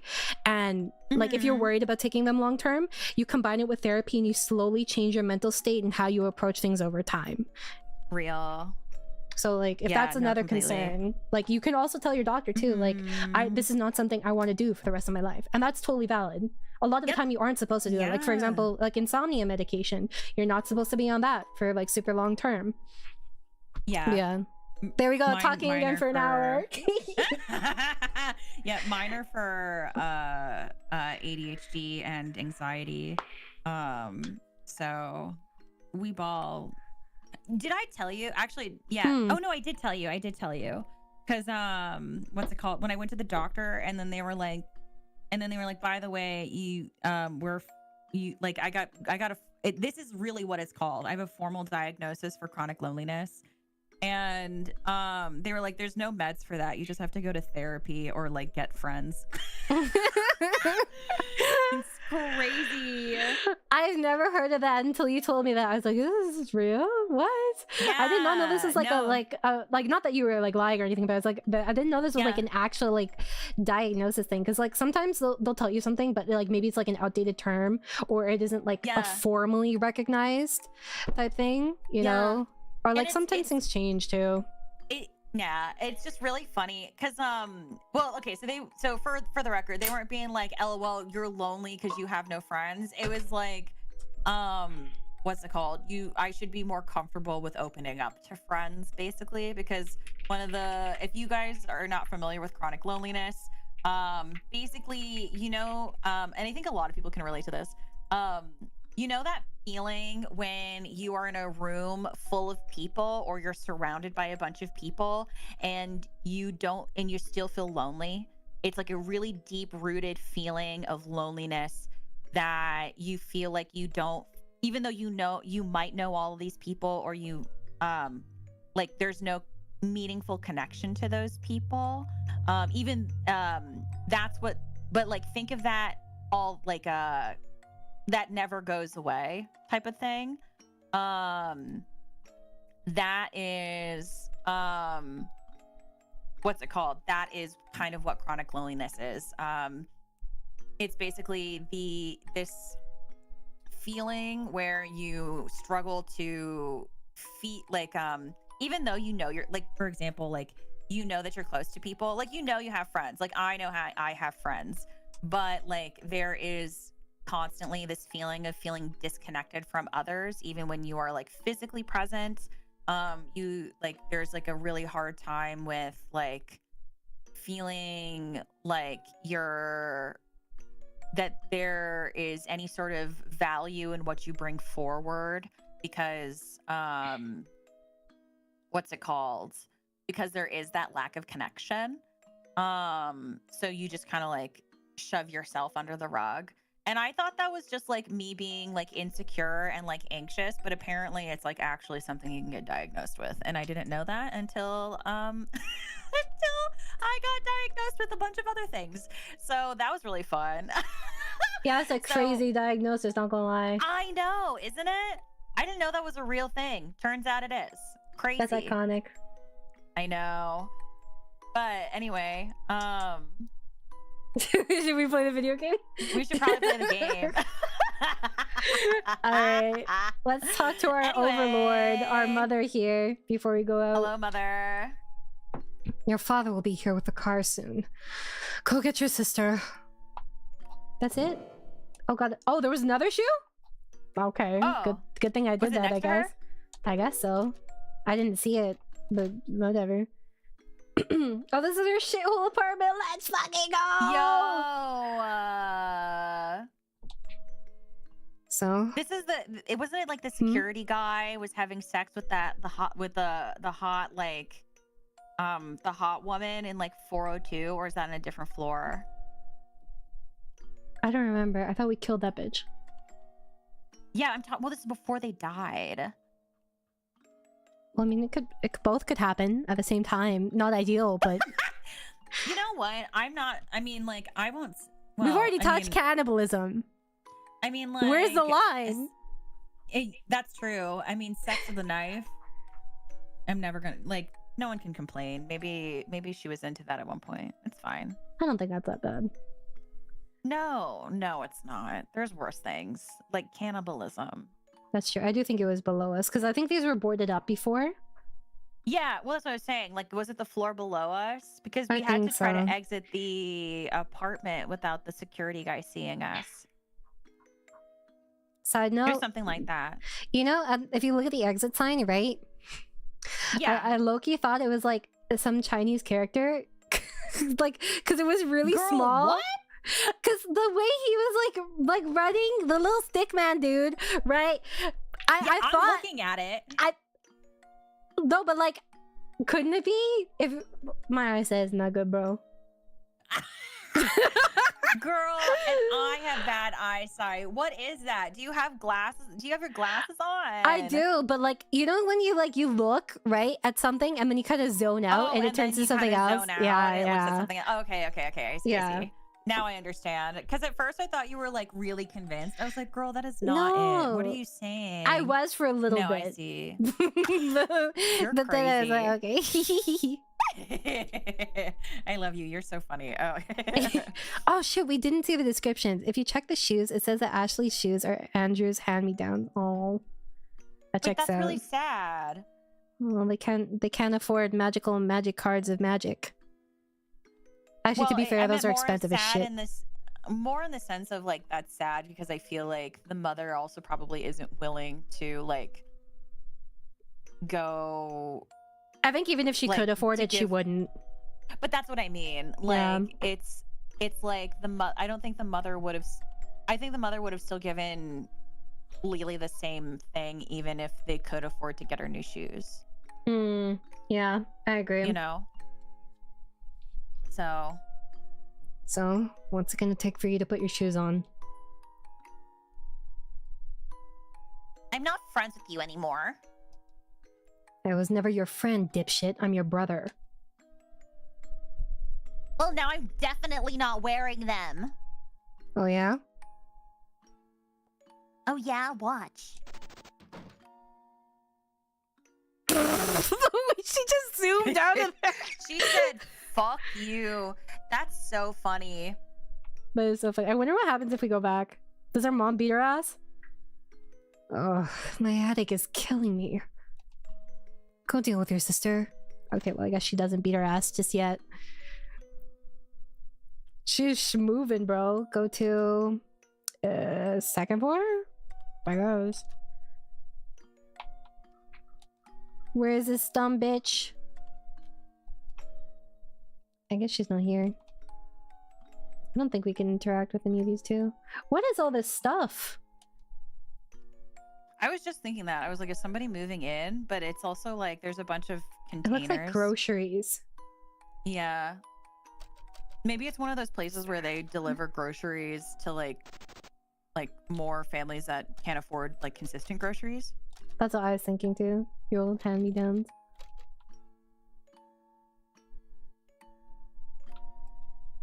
Bitch! Oh my god, why am I so slow? Why am I aura walking towards her? I'm not Jinwoo. I was about to say, Oh why is my he God. why he I need this to is, get like, her in really- like one of these thingies, I think. Oh, never mind. Oh, Gotcha. never- Oh my god, this stupid bitch! My fucking leg! Yeah, I was Sweet saying, get your liberty. fucking knees out of here, bro. Motherfucker!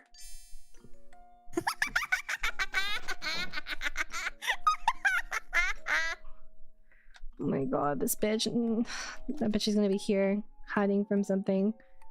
And no, what is the second floor for? To waste my time? I'm perfectly capable of doing that on my own. God damn it. Oh, never mind. I knew it. All right, that's enough. No, I don't want to go. Grandpa is mean and Grandma's ugly. It's just for the weekend. I said I don't want to go. I know it's a dead end.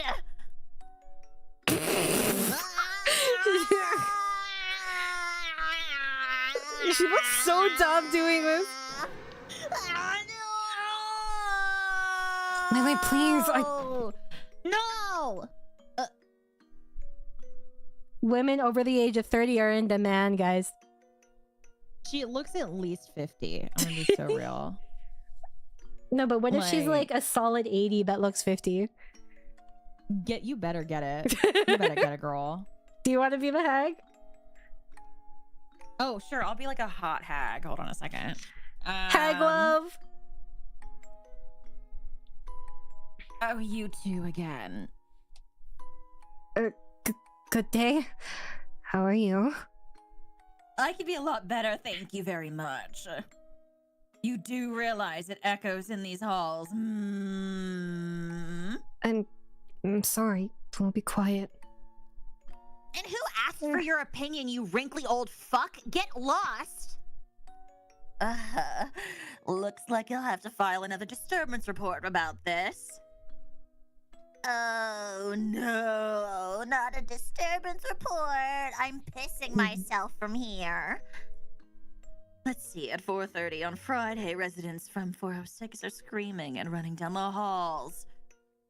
You'll be screaming and running around after I pull a knife on you and... Oh my god. Chill, Leyley. I mean, for God's I sake. can't say anything. Yeah, but that's such an extreme reaction. Oh, teenage parenthood is such a tragedy. And off walks your neighbor. Well, it escalated quick. You never call it escalating when I pull a knife on you guys. What are you talking? What? No, that's romance. It's different.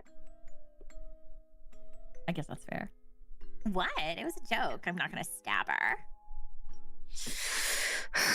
Will you just put your shoes on already? Nope. This isn't going anywhere. Okay, how about this? We'll make a game of it. Oh? You go upstairs, and I'll hide your shoes somewhere in this hall. If you can't find them, then I win. And you have to suck it up and put your shoes on. And what's in it for me if I win? I'll do your homework for you. But only if you prove you found your shoes by wearing them. Easy. I'll go count to 50. Can this dumbass even we count to 50? I was about to say, he said put the shoes on. He's just Yeah. getting her to put the shoes on. This manipulative piece of fucking shit. Yeah, but that's what makes him hot. I love that for you, girl. I like the manipulative, cause like I'm not gonna lie, every single like partner I've had, I've read them like a book. Like there would be times with my ex, right, where I would say, "Oh, you're gonna say this," and then he would send it just as I send it, and then I'm like, "Now you're gonna call me a witch," and he'd be like, "Witch," and that would happen like 3 to 4 times in the same conversation. So if I can get manipulated and not realize it, that would be peak. Yeah, see, that's the thing. I am the opposite because I'm usually the crazy one. So I can't really say anything. I 'cause that's resist the urge usually- to be toxic. Oh, but it's so fun. And I besides, it's know. not really toxic. I always say it's this. I always say this. They are not red flags. They're just green flags that are covered in blood. And I think that's fine. I respect that level of cope. It's not coping. It's fine. Okay. It's not coping. If they're doused in blood, they're gonna be red, but they were originally green, so it makes them a green flag. Girl. And that's what love is. You know what? I'm not gonna lie. I wasn't always like a perfect partner. I definitely like, but I had instances of being toxic. I'm not gonna say I didn't, but I was a teenager. Okay, so I kind of had like somewhat of an a adult. pass. Yeah. See, when I got to like a certain point, right? I was like, I really like. I remember in arguments, I'd be like, I want to be. Like, I really have the urge to just say something that will, like, ruin you and, like, manipulate you so you cannot leave. But that is not what I should do. That's not a good thing to do. So I'd be like, you know what? Let's take 5 on this conversation. So I don't, you know, ruin you No, I think beyond that's repair. so fair, though. Well, because, like, these days, I try really hard to be chill. But like, I mean, but the Kyomoras, they keep telling me it's okay. It's okay to be a little more unhinged. It's fine. We want you to be. So like, who am I to say no to my babies, to my babes, to my loves? What am I gonna do? Why would I say no to them? You know what I mean? I get what you mean. Like, I have the urge to just like, if you ruin someone so that they'll never leave you and they'll become like dependent on you, that's so romantic. Sorry, that's a mental illness talking, guys. not mental illness. It's just part of who you are. It's just a beautiful thing. It's okay. Yeah, enable No, I me understand. more. Yeah, girl, I was about to say, I'm the yandere VTuber. Like, if anyone is gonna be like, "Oh, that's fine, it's me." I have like a huge tolerance for like anything. Like I will find a way to justify almost anything. But like when it comes to myself, like for some reason I have like a moral compass about it. But if someone does something to me, I'll be like, you know what, they were just upset. They were just angry. And I can understand why they were angry. It doesn't necessarily mean that it's like the most okay thing in the world. But you know what? I can understand how they maybe like theoretically punch me in the face or something. Like that's how my head works. I don't know if you're like that. For me, it's like, well, I operate on a 3 strikes you're out system because I have a tendency to be extremely lenient. Unfortunately, it's really gross. But like, I have pretty extreme, but the thing is like I'm also really sensitive and I'm also like really extreme because it's like sometimes people will do things and I'm like, well, like, but they're like okay with like me pulling a knife on them in the middle of a date, so like what am I to be like upset that they want me to like, you know, to like be like more open and vulnerable, like, you know what I mean? So it's for like, me, it's about intention. Like, for example, if someone treats me horribly, but there's like love behind it, like I can be okay with it. I shouldn't be, right? And I do have a therapist, by the way, guys. I do have one. But anyways, like if there's like love behind it, then like the mental gymnastics I can do, like even though my logic is like it does make sense, right? For example, like getting cheated on a million times by one of my exes, right? I knew that it wasn't because they had feelings for someone else. It was just because they were sad and they were kind of pathetic. And to me, like, I think the person I am now, I would not put up with it. And that was like quite a few years ago. But like the person I was then, I'd be like, you know, I'm really upset that you did that. That was a bad thing to do, but you didn't have feelings for them. And, you know, I can kind of forgive you somewhat. Yeah, see, I cannot relate to that. If you cheated on me, you're dead. That's just it. It's like, it's me or nothing. And like, it's like if you, like, you have to pick me. Like, you just have to. There's no exceptions. I don't care. Like, I don't care if you were sad or whatever, or lonely. Bitch, I'm right here. I don't care. Like for me, that does not fly. There's no way. Just absolutely not. Like, because it's like, especially like if you know that I have like abandonment issues and you know that I have severe like separation anxiety and you know that you know all of these things about me and then you willingly chose to go sleep with somebody else or like cheat on me, like then what the fuck, you know what I mean? So like, it's like, yeah, no, it's just like there's no fucking world where I could be okay with that. It's because even though like, yeah, they still love me, that's not enough. Why didn't you pick me during the time that you were sad? Why didn't you pick me during the time that you were wanting to sleep with somebody else? Why didn't you just pick me? I'm gonna be real, I was never picked. So I think I have like a higher tolerance for it. Cause like every single time, like... No, because I don't get picked either. For me, it's about making sure they pick me because they don't have a choice. You have to pick me. That's it. Like, you have to. There's no way around it. Like for me, it's like you have to. You are here with me. You have to pick me.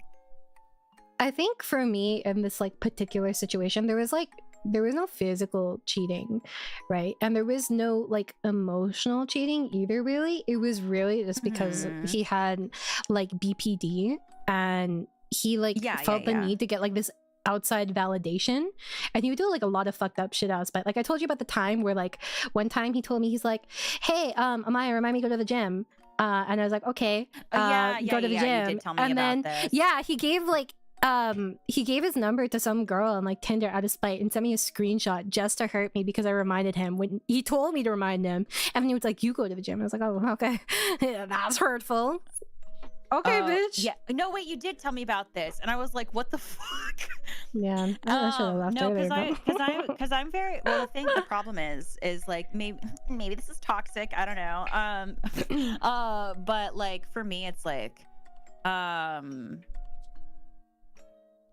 it becomes very like, at least in a cheating scenario, it's just like, what did I? It becomes like a,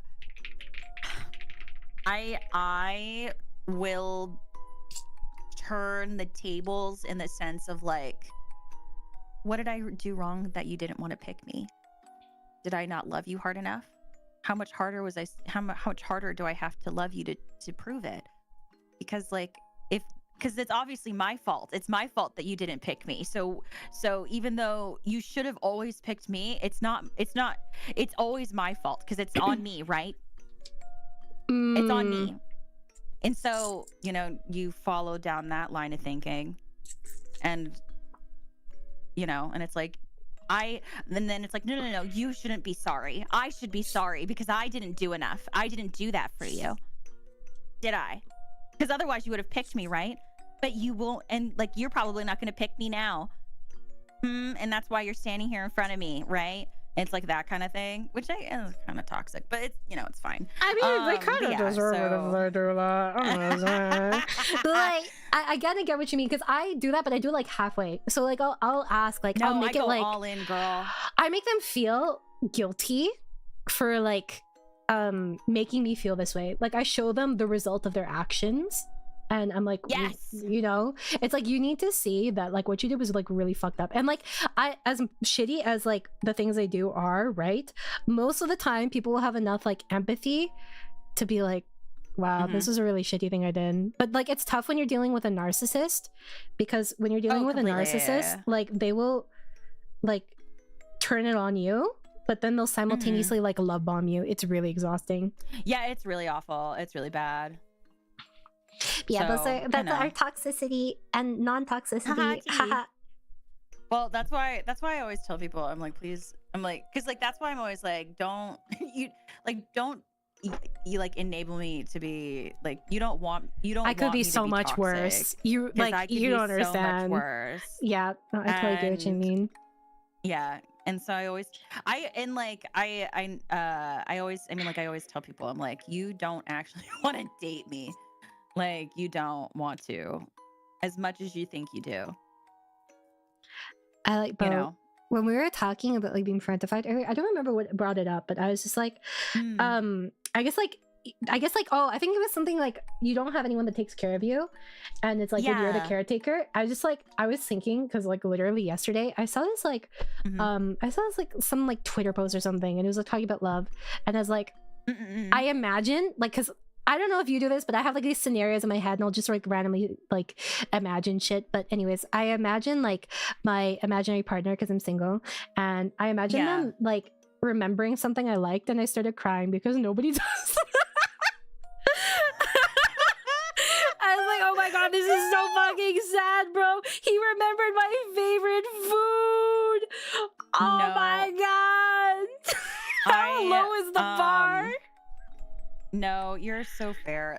I mean, like, Kilmoras actually are really sweet. They like remember everything that I say that I like and like do, and then if they don't, well, the thing is, I'm kind of annoying, because I'll be like, what do you mean you didn't remember this? I tell you all the time, so you don't listen to me. And I'm so obnoxious, but like, what's it called? That's where I get my attention from. I'm like, my Kilmoras are so extremely attentive, that is where I get my my validation from. Like all I have to do is like, there's a GIF that I in particular use, and then they immediately know like, oh, Umi needs attention. She needs to be reminded that we love her, and then to tell her all these wonderful things. So I feel like I'm like a black hole of it. Like no matter how much like you put in, it's just like it's never enough for me. And I'm like, okay, well, there's something internally that like I need to adjust here, because there's like no matter how much is like poured in, and it's not that I don't appreciate I was about it, to right? say, you described it to me once as you have a bowl, but there's a crack in the bowl, and even though in the bowl you can pour a lot into the bowl all at once and it feels really satisfying, but because of that crack, something is always leaking out, and so it never really is like completely full ever. It do be like that, for real. That's how you described it to me. That's me.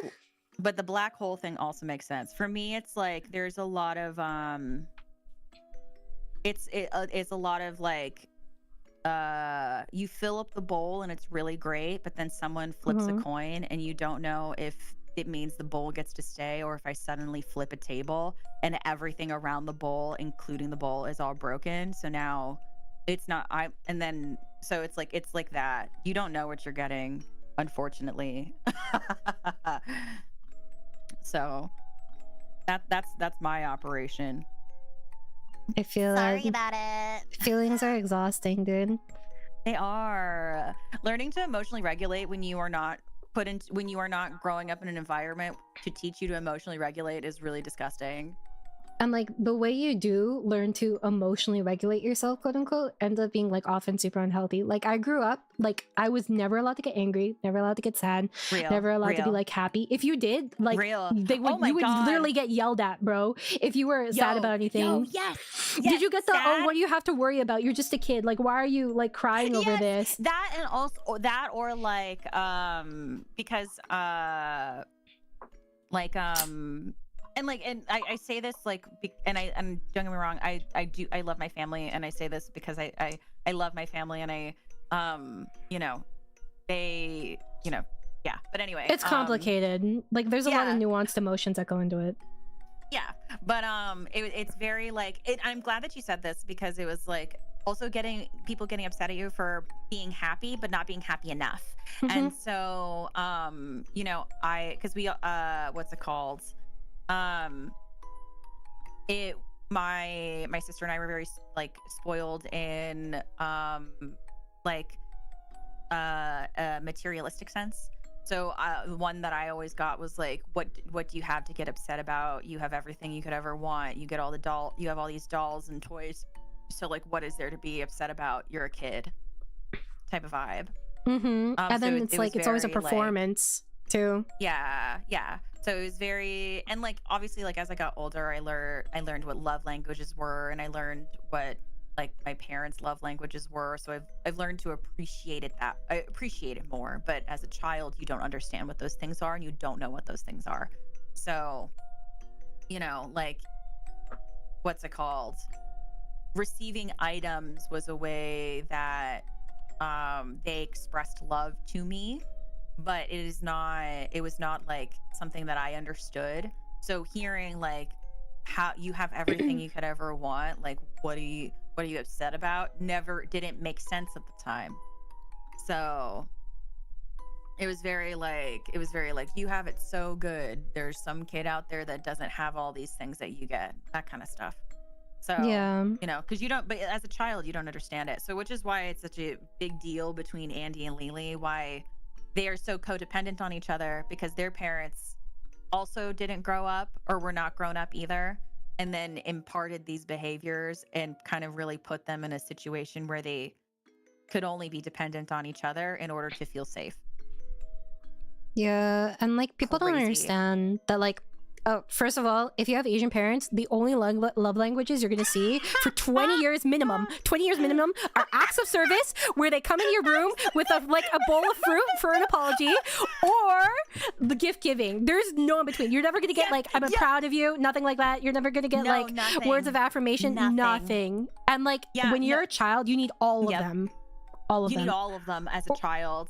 it's the cut fruit. It's the Your favorite dish cleaning. coming down for dinner while you're sitting there in tears at your desk studying, and they pop in. They're like, "Come down for dinner," like, with them. Your favorite foods there. For them, cleaning the whole house is like a love language.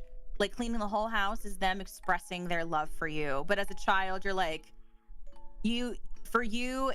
but as a child, for you, it is, I have to stay out of their way. I have to be quiet while they're cleaning, because if I move or do anything, they're gonna get mad. And because you don't understand that. And so like, yeah, no, it's gift giving. It's an acts of service. When you are an Asian child in an Asian household, those are the two love languages that you are served. And you really do just need all of it. That being said, I think that's a huge reason why these days words of affirmation is like my big one. Words of affirmation, and don't get me wrong, I still love receiving gifts. Like that is also a big one. Words of affirmation and receiving gifts are really big ones for me. Same. In doing things, for me, it's like gift giving and words of and also giving out. It's gift giving and words of affirmation are the big ones, I think, for me, in how I express love. Just because, like, I think because I like giving gifts and I like receiving gifts. Because as a kid, I loved receiving gifts. I loved getting like a new toy or something. That shit was banger. So I think that translated into being an adult. But like when you don't get like words of affirmation or anything like that, like when I was doing chorus or like theater or anything, like my dad is so sweet and he's very awkward, but he would like hug me and pull me off to the side and tell me he was proud of me. And like give me a hug, and that was like kind of like the end of it. Aww. Like you never really got that. It's not something that you get very often, I think, in an Asian household. Like if you do arts or anything like that, if you're in a competition or a singing competition or whatever, like your parents aren't going to bring you flowers and then tell you that you did a good job in the play.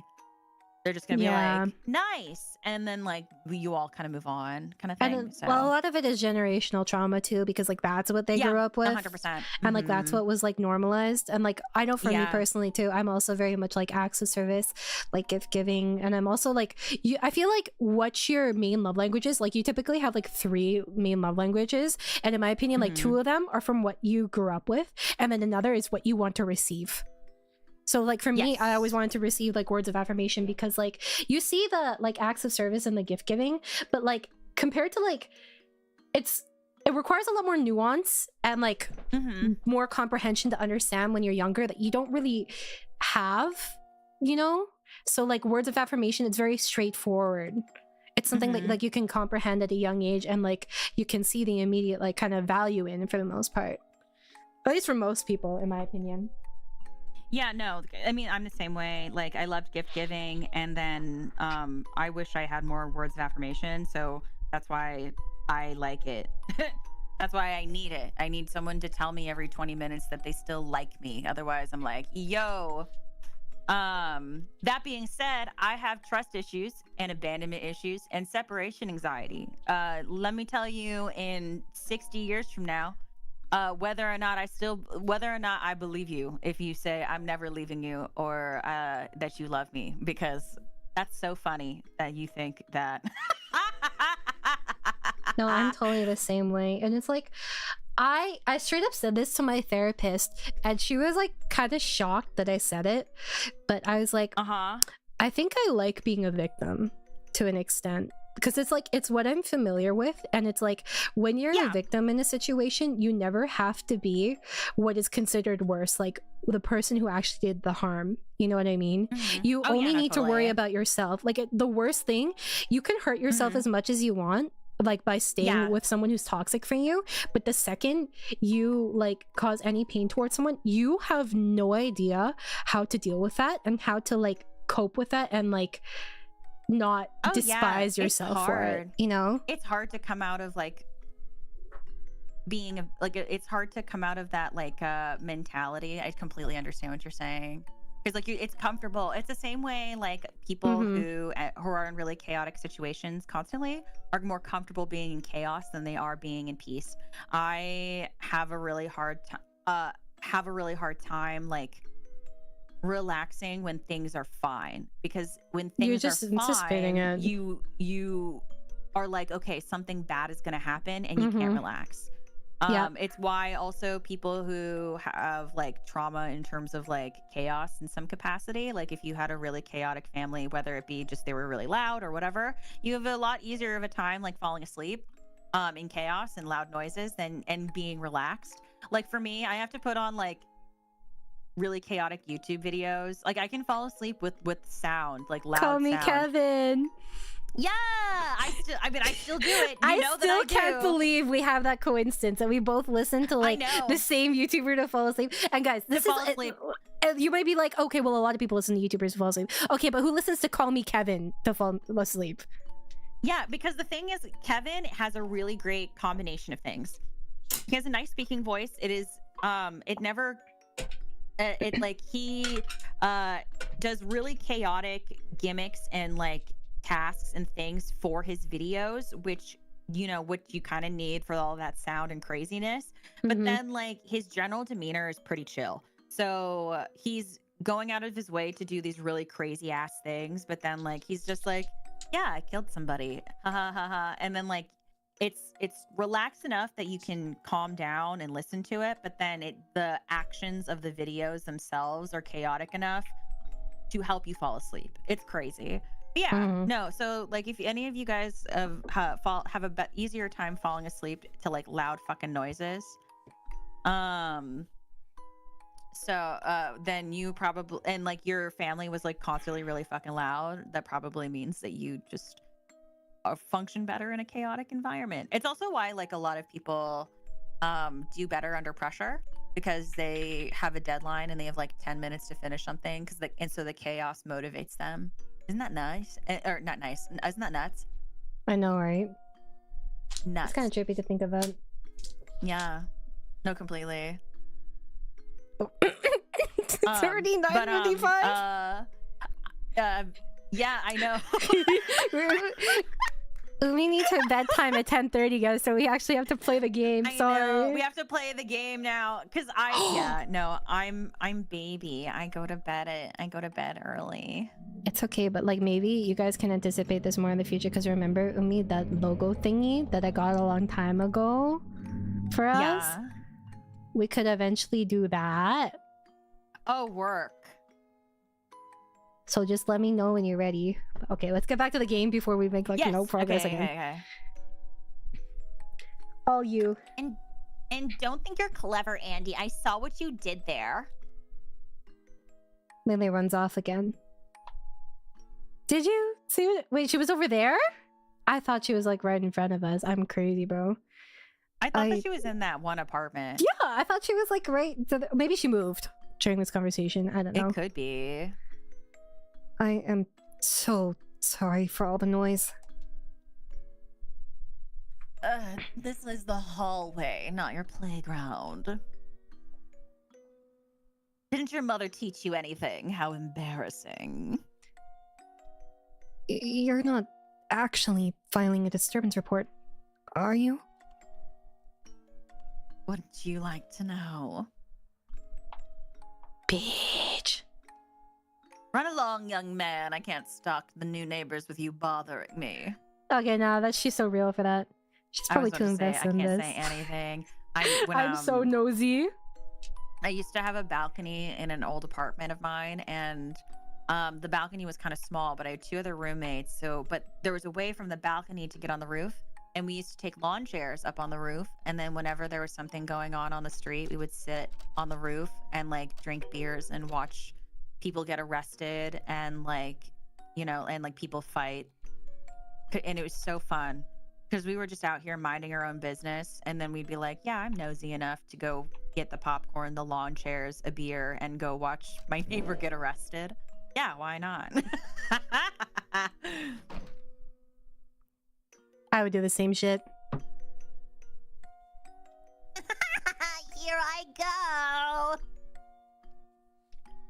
One search later. Okay, I can't find the other shoe. I found one, so it's still my win, right? That wasn't what we agreed on. I bet he's Oh, Unfair. sorry. Look, I found one, so This isn't worth it. Yeah, fine. You win. sweet. I told you I'd win. Yeah, okay. Whatever. But listen. Don't tell Mom, but neighbor saw us. What does it matter? The snoopy old hag is an idiot. I don't know. It matters to Mom. So, keep it between us.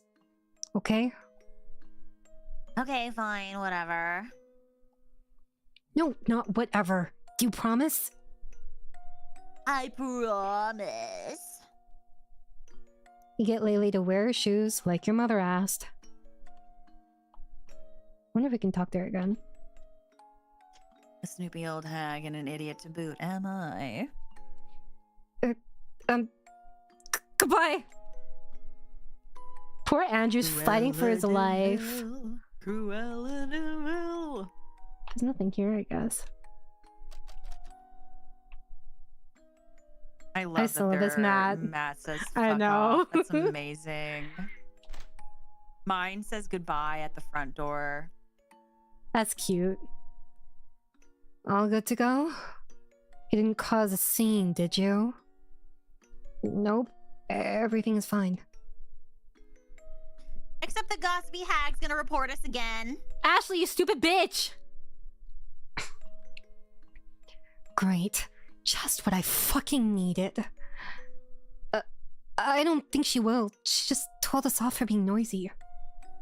Sorry. Whatever. We need to get going. Do better, Andrew. Oh, gross. As if it's not your job. What was that, you blabbermouth? Meh. Maybe next time you'll wait for me after school like you're supposed to. May God grant death upon this creature, is what you thought. Are you two coming or not?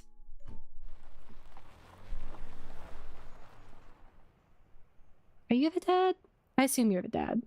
Oh, yeah. Now, kids, please pay attention.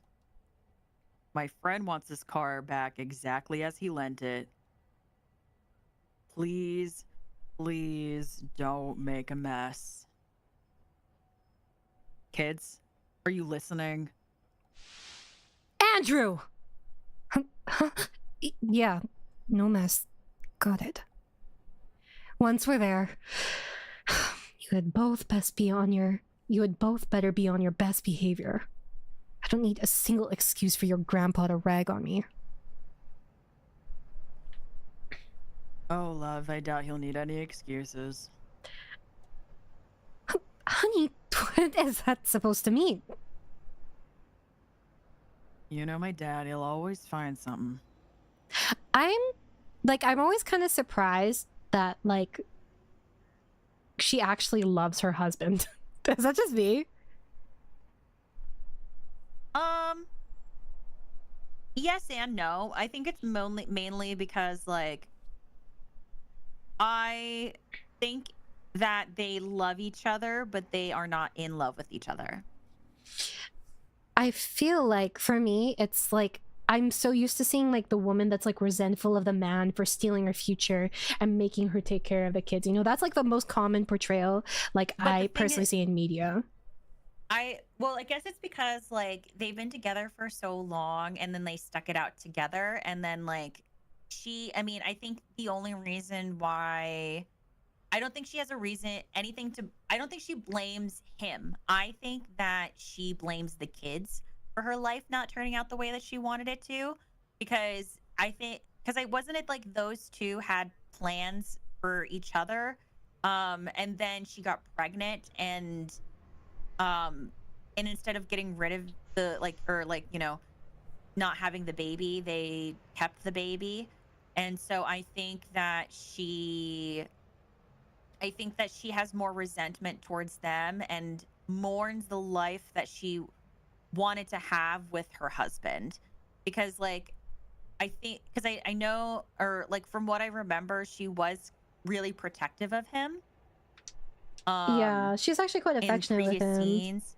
Yeah, so it's like I think that I personally don't know if I'd say that they're in love with each other. I would say that they love each other as much as they could because they've never experienced any different.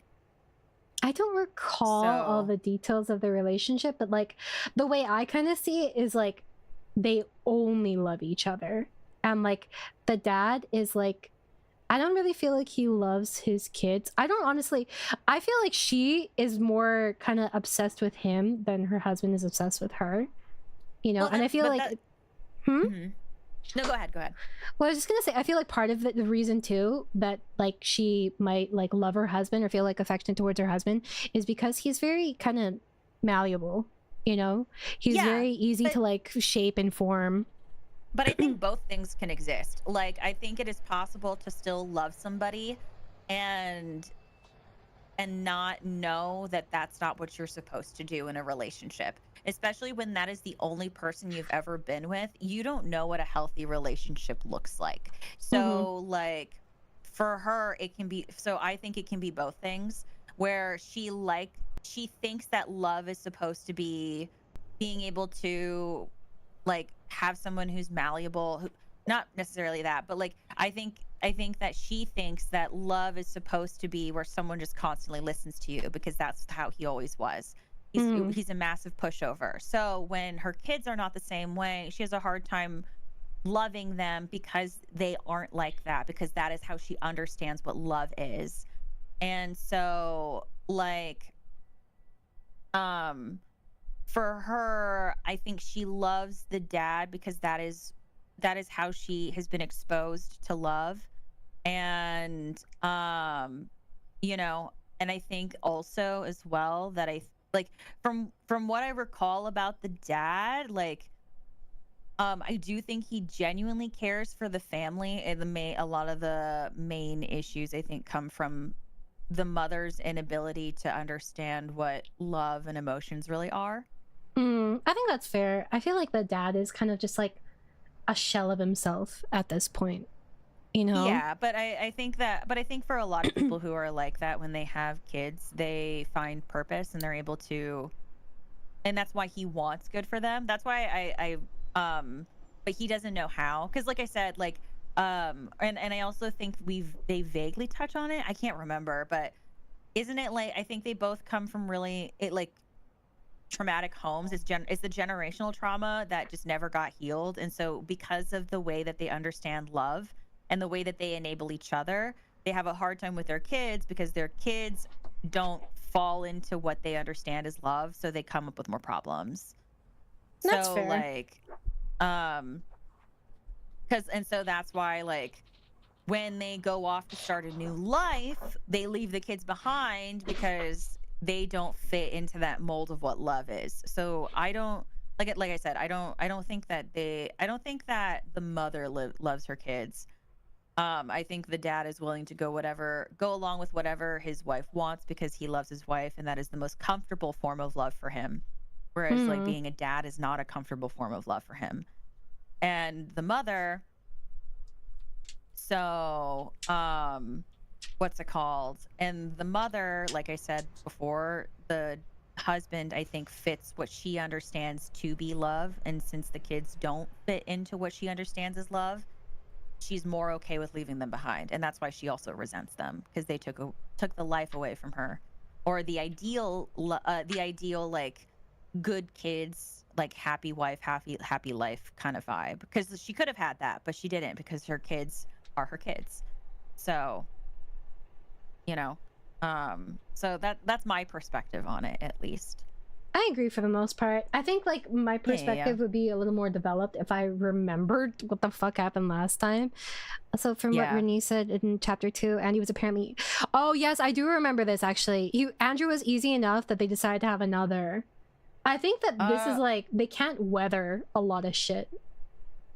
You know what I mean? No. Like the second something like does not go according to their plan, it's like things immediately crumble. Yeah, but it goes back to the lack of emotional regulation thing, because they're not able to process scenarios or emotions out of what they already understand. And that's why she's so explosive. That's why she has a hard time loving her children. And that's why it's easy to love her husband, because go with the flow. I'm kind of curious to see, like, I want to see the instances that might have been happy, because obviously like we're seeing these negative perspectives and everything because it's going into trauma. But I'm kind of curious to see like where the tipping point was, like where you could like visually see, yeah, things are never going to go back to being the same. You know what I mean? Completely. Yeah. Let's go. It would be really interesting to see. We don't have to go. I'll take on more night shifts to pay for the new dishwasher. Out of the question. That's bad for your health. Anyway, love, if your dad asks about the car, say we just bought it.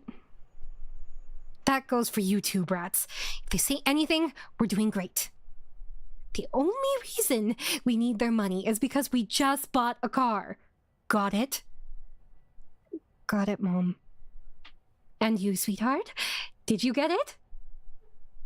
Huh? What? Why are you talking to me? Make sure she gets it, Andrew. Are we there yet? I'm bored. Why don't you draw something? Don't wait. I didn't pack her anything to draw on. Yeah, I'll draw the latest episode. Give me that and look at this. Her drawing depicts a lizard holding a note with disturbance report written on it. Oh, that's okay. Andrew's sad. Ashley is gleefully stabbing a lizard. Iconic. Yeah. Wait, right it says on top of your notes. The shoe show. I think. Oh. It's the hag. She's stabbing the hag. Okay, I figured as much. Well, what do you think? It's great, Leyley. Okay. I guess, do you want to be the grandma or the grandpa? I can do either. Eh. Whichever you think is more doable. I'll try the grandma. I don't usually do old lady voice as well, so that'll be fun. Welcome. It's good to see you all. Thank you. How wonderful that we could all take some time off to catch up. Wonderful isn't the word I'd use. Let me guess, you're broke again. How in debt are you now? I couldn't remember off the top of my head.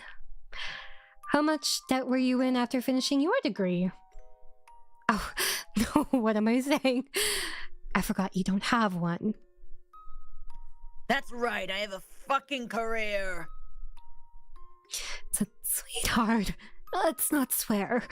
The kids might hear. Right. The kids have grown, at least. How are you, Andrew? I'm good, thank you. I did really well on the test. As you should. What about you, Ashley? Why aren't you dead yet? Nah, that's crazy.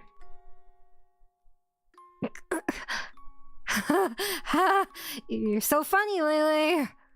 Really, after you were so excited to come here all week. The hell I was? Why don't you two jokers take your bags upstairs? Right, got it. That's a crazy line. Actually, I saw this clip like a few weeks ago, and it was this like it was this like grandson talking to his grandmother, and she was like, he was on her lap and she was reading him a story, and he's like, wow, that was a long time ago. And she's like, yeah, it was. And he's like, how old are you? And she's like, 89. He's like, oh, in how many years? You'll be 100. And then she's like, yep, that's right. And he's like, you'll be dead then. And then she's just said, I sure hope so. You know what? That's fair. I think that's a very real ass response. I get it. Yeah, no, you're valid, lady. I would say the same shit. On the ground lies a trowel. You have no plans to do any gardening. Watering can. Anything more? Can we... Oh, we can go up. I wonder if we'll go there later. Inside the box sit some sprouts. Simple swing made out of rope and a wooden board. You vaguely remember pushing Leyley on this. Back when you were still living here with your grandparents. Oh! So we lived with the grandparents before? I wonder if that was like when they probably first had the kids or something. You vividly remember your grandfather beating your ass after she fell on the swing. No one has been swinging on this thing ever since. Let's do a quick save again. Who do you want to talk to first? Let's talk to Grandpa. I'm curious about Grandpa, and because that's his dad, right? The dad's dad. Yes. Okay. Your grandfather has such a booming voice, it's hard not to hear him. Son, I swear to God, you're wasting your life. Father, I'm happy. Doesn't look like it. You should have become a lawyer. That doesn't really fit me. You should have made it fit for you. If you say so. You can see where he gets it from. The overbearing parent. There's such a bright future ahead of you. This fucking bitch ruined you. Don't talk about my wife that way. Silence! Just as a side note, I like how it's like you hear the dramatized like kind of monster growling, because like that's absolutely like how you kind of like interpret it and how it kind of manifests for you like emotionally and visually as a kid. I'm the man of this house. When I speak, you shut up and listen. Good. I can't believe how fast you've forgotten basic manners.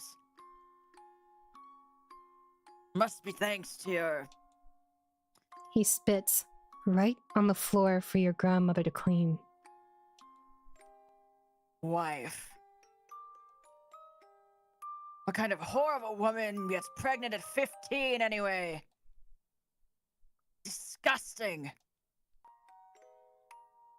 It takes two to do that. She tricked you into it, I tell you. She just wants my money. Bro, your house is not that nice. Get your cottagecore ass out of here. I love cottagecore though. As if I'd give you any now. Even after I die, it'll all go to the church.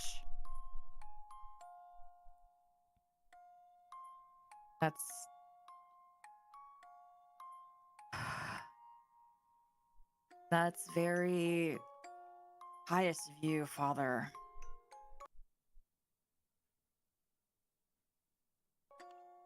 Honestly, if I hadn't gotten the kids tested, I wouldn't believe they're even yours. You did? You did what? When? Yeah, yours, unfortunately. Sorry, I'm just gonna like mute it because like the cutting out is like really distracting. Oh no, you're totally fine. Andrew's a good kid, so that's fine. That girl's just like her mother. Don't spare the rod with that one, believe you me.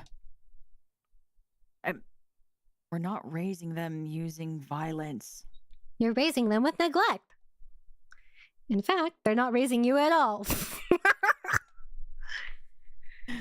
Let's make Andrew into a lawyer, and then the girl we can send into a boarding school. No, father. Then you're not gonna get a dime from me. We're not here for money. That's a lie, and you know it. The one-sided conversation continues on. Anything more? Your father seems more alive today than usual. Or angrier, anyway. Let's see. The women are chatting away. That's it? Oh, I guess we go upstairs? Is it still gonna be skipping? I hope not. Yeah, the music is like skipping. It's really weird. Motherfucker did it again. Okay, well, I cannot trust this. Wait, I saw an icon pop up for a second. Am I being gaslit? Oh, wait. Oh, there it is. Oh, wait. The TV. There's a church service on TV. Now I kind of want some bread. Some bread with some cheese and some sausage and some jalapeno jelly. Ooh. Something worthwhile in the closet. Nothing? Here be the Holy Bible, as well as various instructional books. Knitting, etiquette, gardening, even parenting 101. This bookshelf is just for show, huh? Iconic. Oh, that's her bag. Is there anything over here? You're not allowed to enter the other bedrooms. That's weird. There's no hallway. Yeah. Or I guess we just put our... I guess we put our bags upstairs and we go downstairs again? Maybe now you Mayhaps? can talk to the mother and the grandma? Yeah, I guess so. Oh, hello there, little darlings. Here, why don't you go pick us some blueberries? Got a cup. Oh, fuck yeah. Why? Why, this pie dough could use a few berries. I was supposed to study. It's good to take a break sometimes, Andrew. Right. Come on then, Leyley. You know, I must say, I'm quite impressed. I have my doubts about how you could handle a child, let alone two. But it seems everything is working out fine. Thank you.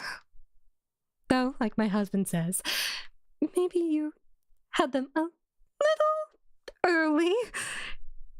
Well, compared to you, for sure. Didn't you have your son right before menopause? Which, of course, I find wonderful and impressive as well. Oh, yes, yes, thank you. I do worry about Ashley, though. Ashley is going through a phase. I feel like you say that every time. She is a child. Get over it, Grandma. Y'all need to chill. Do I really? Please don't take this the wrong way, dear. As much as I love the kids, you could have avoided all this money trouble. Wow, I never thought about it that way. I'll turn back time right away and get an abortion. Goodness, that is not what I was getting at. Really? I mean, it kind of was.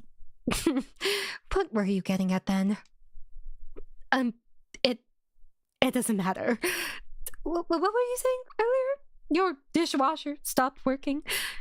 Ah, yes, you won't believe what happened. I'm not gonna lie, it's kind of... This is the most likable the mom has been. Right? Your mother launches into a spiel where she begs for money without ever asking for it. Real. Let's see. What were we gonna do? We were gonna get some blueberries. Are these supposed to be blueberries? Blueberry time. Those are not blueberries. That's empty space. Maybe we need this? Oh, I guess we need this now. Don't need that. Oh, shit! Ooh. Why do we have to do something like this? It's probably to keep us busy and out of the way. Let's just hurry up and be done with it. Is there anything more? Oh! Use the trowel to dig up a dead time body. capsule. Never mind. What do you want to do? Oh, I'm nosy. Oh shit, is Mama dead? Oh, now this is actually really sad. He probably got his ass beat by his dad in that picture. Probably. Honestly, what I feel like I can see like happening is like because of how the dad is, like she was like the first one to really make him feel like a person, like he had value. You know what I mean? I feel like she definitely, like, seeing her stand up for herself and probably honestly stand up for him most of the time, like, made him really love her and I guess find his Like, for own me, backbone. Yeah, What for little me, there I is. think it's very like I think the further like I know that we've spent most of this time like talking, but like the more that I see, the more I think that the more that I see their parents as just being two teenagers that never grew up because both sides of the family were pushing them in a direction where they just wanted to get away and they could only get away with each other. But then they were because of that they were forced to grow up too early by becoming parents basically. And now they are becoming what happened to them because they don't know how to they did not what's the word? They weren't given the room to grow before they were able to take care of somebody else. You know what I mean? Yeah, and I feel like too, if they didn't have the parents they did, I do think that like they could have turned out a lot like different, better. like Annie and Leyley too. I feel like part of the reason why they had Andy to begin with, even though they could have like chosen to get like an abortion at 15, I don't know if like part of it stemmed from like some religious trauma from him, but I think that a lot of it was too like they felt like they could maybe make their own little world, you know, away from their parents, and they could be like, we showed you, we made it, you know. Yeah, but that's what I mean is like I feel like there's still two teenagers that could never that were trying to escape. They're just like they're two teenagers that were trying to escape. And then as time went on, like when they actually had to start really being adults and really being parents, they never were put in a situation where they could grow because now they can't make any mistakes. Yeah. Because now they have kids, basically. And there's so much judgment all the time from everyone and everything. So like, because I think what a lot of people don't also realize is sometimes, and this is not an excuse, but it is something that I think people always need to be aware of, is like sometimes people don't always realize they're being emotionally or mentally abusive because of their trauma, their own trauma that they are facing. And I'm not saying that again, it's not an excuse, but we are like looking at characters and trying to understand their perspectives, and we are looking at the world of Andy and Leyley and understanding where they are, because it's basically an extreme version of someone who's coming from a really dysfunctional family. And so like understanding it, and maybe for some people you can relate to it. It's it makes Andy and it makes what the enjoyable parts of Andy and Leyley so fun, because like I said, like they never really got an opportunity to grow up past being teenagers, and by the time that they were old enough to like really try to sit down with themselves and work out what was going on with them, it was too late because they were already having to be parents and they were already imparting bad generational trauma onto their children. I had a thought, but like I totally like it disappeared from my brain. Oh, I'm sorry. No, it's so fine. Oh, there are also 2 letters. They are not going to be happy with us for snooping. One of them reads, "Thank fuck from the bottom of my pitch black heart that I met you." That's definitely from the mom. I have never loved anyone like I love you. I didn't even know I could. You are the only one who can see who I really am. You are the only one who understands. I'm never returning your letter. You can have my heart, mind, and body. That's the dad.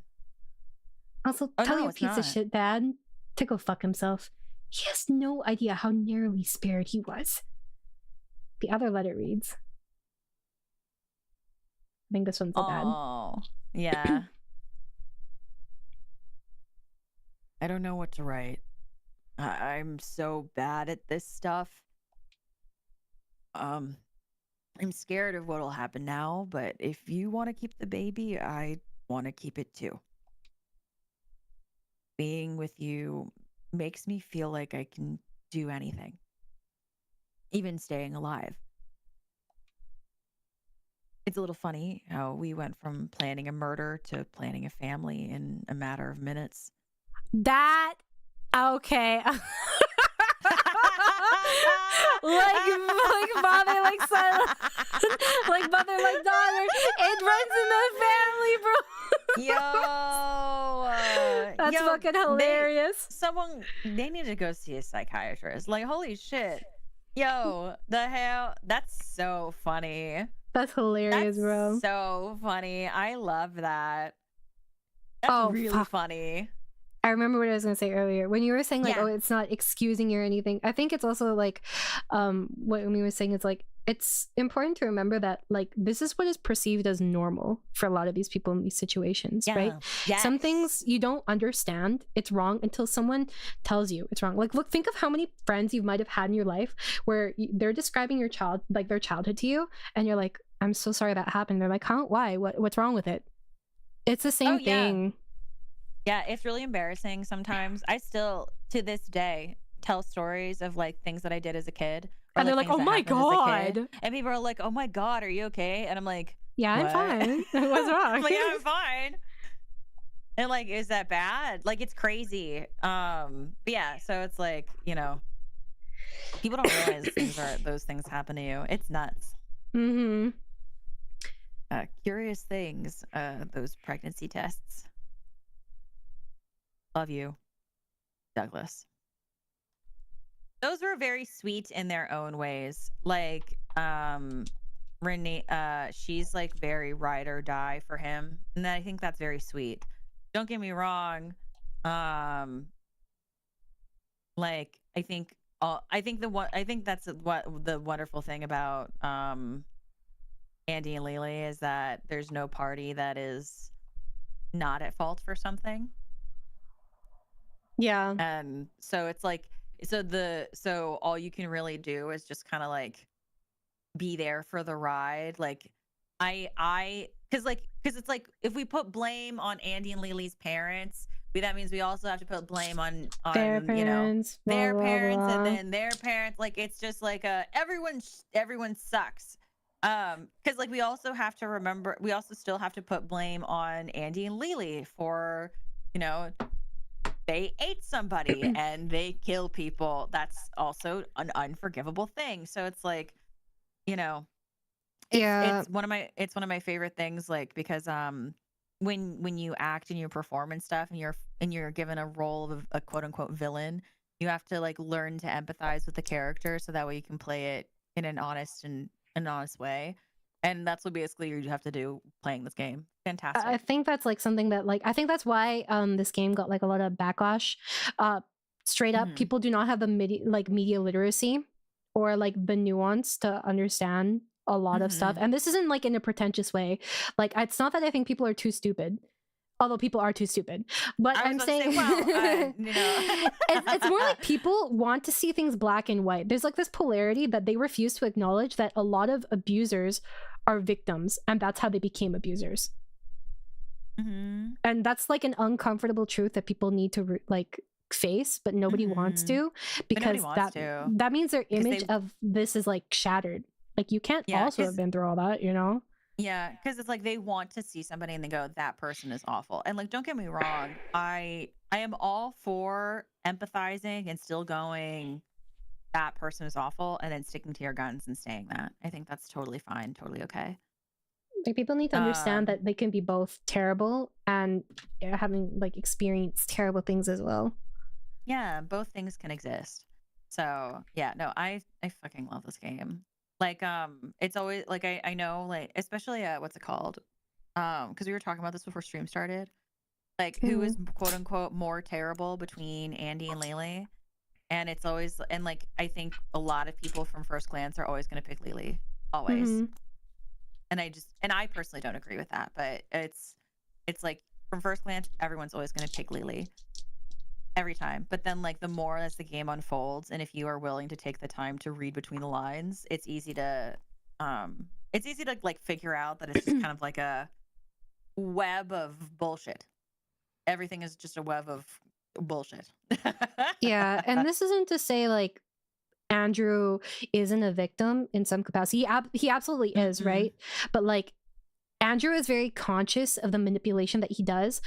Like Ashley is very much conscious on a surface level. Andrew goes like deep into manipulating people. He goes into it. Yeah. Yeah. And Ashley is very much like a lot of her manipulation stems from like a lack of emotional regulation. But that's not really the case for Andrew, in my opinion. I agree with that. So it's like, because it's like, in a way, if you want to think of it this way, Andy is basically Leyley's handler. He's the only one who can enable her to do anything, and he's the only one who can get her to stop doing anything. So when the moment that he lets her do something, he is like basically because he's like he's the one who can basically pull all the strings, you know. Yeah, and like there's not really, in my opinion, I don't think there's like a huge point in like bringing up who's worse between them. I personally objectively think it's Andrew, but like they're both like pretty shitty, you know. Yeah, but like no, completely. It's just like, for example, you have an adult manipulating someone versus a child manipulating someone. That's the equivalent of Ashley and Andrew, in my opinion. It's just like the emotional capacity is very different between them. And like the thought that goes into things, in my opinion, like, because that's where like intent stems from. Like when you commit a crime, there's a reason why there's like lesser sentences for like crimes of passion, you know, compared to something that's like extremely premeditated and thought out. Like Andrew is very deliberate in all his manipulation. Like you saw with Julia before, like a lot of people, like I don't think a lot of people, that's probably where like people dismissed Andrew's character the most in his interactions with Julia, the ex-girlfriend, because he was extremely manipulative and suave in how he dealt with her. Oh no, completely. It was super hot. Yeah, because it's like so stupid. It's very like, because like when we think about it, right? Leyley beats her own drum. She does whatever the fuck she wants. But the only one who's able to get Leyley really to do anything outside of Leyley is Andy. And so it's like, it's very like Andy lets Leyley, I think, for me, I think Andy allows Leyley to feel like she has some kind of, you know, thing over him in some capacity. But I think also I mean, you can even see it with the shoes. Like she like he has little things where he can just kind of like get Leyley to do what he wants. And so it's very what's the word? I don't know. I think they are both, it's for me it's still like the handler and their dog, basically, for lack of a better word. But like Andy, I think, can like basically manipulate anybody, whereas I don't think Leyley really gives a fuck about anybody else enough to really try to pull one over on him. She would just kind of go like, you fucking suck, and then try to kill them. Whereas like Andy's a little more meticulous than that, I think. Because the thing I love about Leyley is that she does beat to her own drum, but if she's letting someone kind of like when she lets somebody in and stuff like that, it's because it's by her choice, I think. And I think that's fun. Not a good thing, but I think it's fun. Yeah. So That's not giving enough credit to Ashley, in my opinion. She's not stupid. She knows how to push Andrew's buttons and does so regularly. We never said she was stupid. Like, that's what I'm saying, though. Like, and that's what Umi's saying. Like, Ashley knows how to manipulate Andrew to, like, push his buttons. But these are, like, emotional bombs that are constantly set off. And she has so many set off on a regular basis. Of course she's going to know how to manipulate Andrews. It's, no one thinks Ashley is stupid, right? No, it's just, I love Ashley. I love her so much. Like, there have been plenty of instances where she's smart. It's just more like Andrew is very, he doesn't let his emotions control himself so much when it comes to like other people. He's more big picture than Ashley is. And part of the reason that Ashley is less big picture is because Andrew cleans up for her, and she knows that. And Andrew, as much as he resents cleaning up for her, he also enjoys it. Like, he enjoys having like this power over her to an extent. Yeah, because it's like I said, she doesn't really give a fuck about other people. She just doesn't. Like, if she doesn't like them, she's just like, obviously, like we saw even as a child with Mrs. Kent, she just says whatever the fuck she wants. Same with the hag, it's the same. But like, what's it called? Like, I have never once thought Ashley was stupid. I don't think either of them are stupid. I think in order to exist in the way that they do, they have to be extremely over analytic to exist. And I don't want to say that. What's it called? I think that she just doesn't care enough. Like, she knows what she should consider right, and she knows what she should consider wrong. But like, when there's a world that didn't care for her and the only one that did was Andy, why would she care about it? Yeah, I was just about to say, her world is her and Andrew. So like, why does she need to like care about other people? Why does she need to like learn about other people? She doesn't. Yeah. I'm like, so like, Go ahead. No, go ahead. Well, I was just gonna say, like, for Andrew, a lot of like, he is very conflicted, because on one hand he is resentful, but at the same time he enjoys it. Because like, I feel like if Ashley tried to leave, as much as he acts like he doesn't give a shit in like the first 2 chapters, he would flip his shit. And like, he doesn't let on how much he, I guess, like, cares and how emotionally invested he is in Ashley, because he knows it's like one of his playing cards. Ashley's always the one flipping out if she gets like abandoned, you know? I was going to say, I feel like Ashley is the one that really sticks to her guns. I think Andy's just kind of like, what's the word? Flippant? I think flippant. I feel like is the word that he's I want. like, Andrew would express himself in like, if she left, like anger, and then like this like explosion, like, who do you think you are to leave me? Like, your mind type thing. Whereas like Ashley, it's more of like this kind of, it would be, I feel like a lot of people wouldn't expect this, but I think for her it would be like this sad sense of abandonment and betrayal, you know, rather than like maybe like an initial anger, but then it would settle down. It'd be just like pain afterwards, you know what I mean? Yeah. And like, that all being said, it's like, what's it called?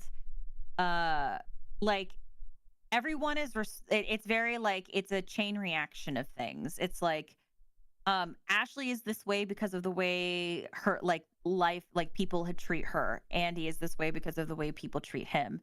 And then their parents are this way because of the way that they were treated. But unfortunately, they also impart similar attributes to their children. And so it's just this genuine like cycle of things. And it's just like, there's a lot more to it than like everything that meets the eye. Because like, going back to our original point, it's of like, everyone always picks like always says Leyley is by face value, they'll always pick Leyley as the quote unquote crazier one of the two, when I don't think that there's anyone that is quote unquote more crazy. It's just surface level versus like not surface level. In my opinion. Yeah, because it's like they're just really codependent on each other. So you know.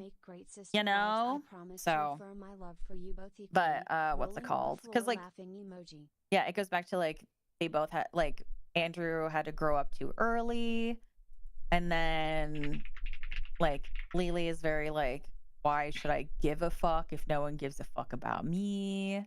Mm-hmm. That kind of thing. It's very fun. It's two different manifestations. Mm-hmm. And codependent ones. Oh, that's the kicker. I Damn. love that shit. Also, so you can go to sleep. We should probably finish up the scene. And then, shit, yeah. Yeah, right, it's already past your bedtime, babe. Right. Yeah.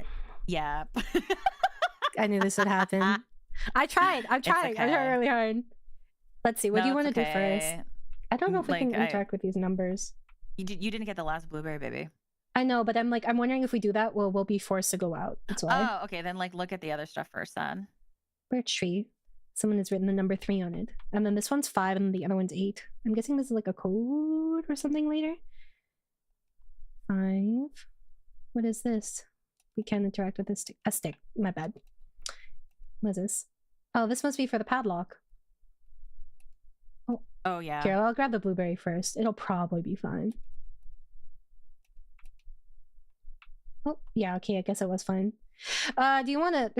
I guess we could just wait for next time to do the thing, if you want. Yeah, since it's a puzzle. Yeah, no, that's fine. I'm down. Yeah. No, I love this game. I could talk about it for hours. Me too. It's so fun. But, yay! We played a total of, what, 20 minutes of the game? How fun! We played game. We played video game for We played a video game. We played a video game. Yeah, nobody actually tried to put it together. Holy shit, that'd be insane. You two should have a podcast. Imagine, chat. Imagine. Lamau. Yeah. Oh god. That's oh my crazy. god. Actually that made me just think of I just realized something. Hold on. Let me I can't say it out loud. Okay.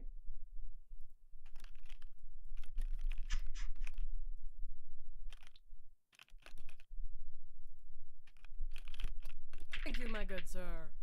This stream was really peak. Love listening to these discussions. Folded hands emoji, light blue heart emoji.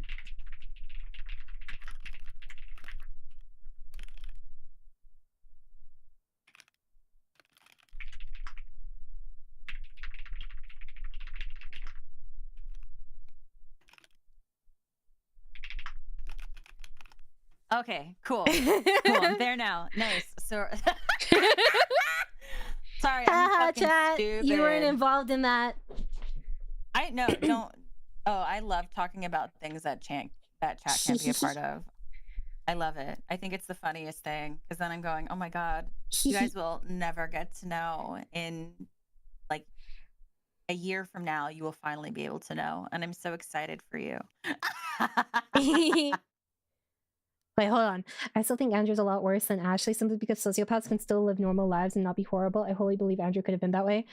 I think you're missing like the part where like Andrew is actively choosing the worst decisions consistently and like doing this because part of the reason is because he enjoys it. Like, for example, setting boundaries with Julia and stuff. Something that I've noticed with you is that you're also speaking from a perspective of someone who's played this episode. We're not. Yeah, I know. So like, our opinions might be changed.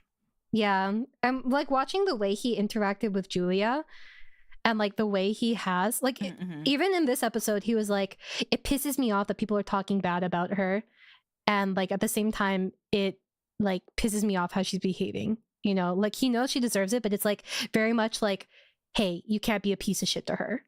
But it goes beyond like, "That's my sibling," you know. Damn, caught red-handed. It can't really be caught red-handed when you keep admitting it every time you make a statement. That's true.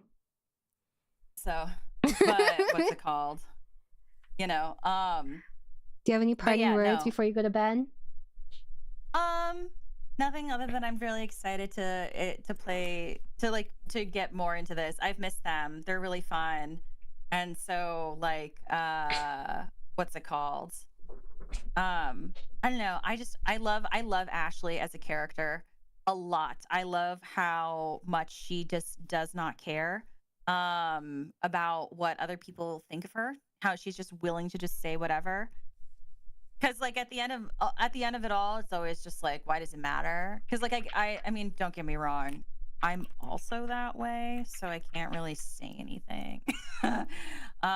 In most scenarios, people usually have to be like, Umi, before we go do this, you need to not do this.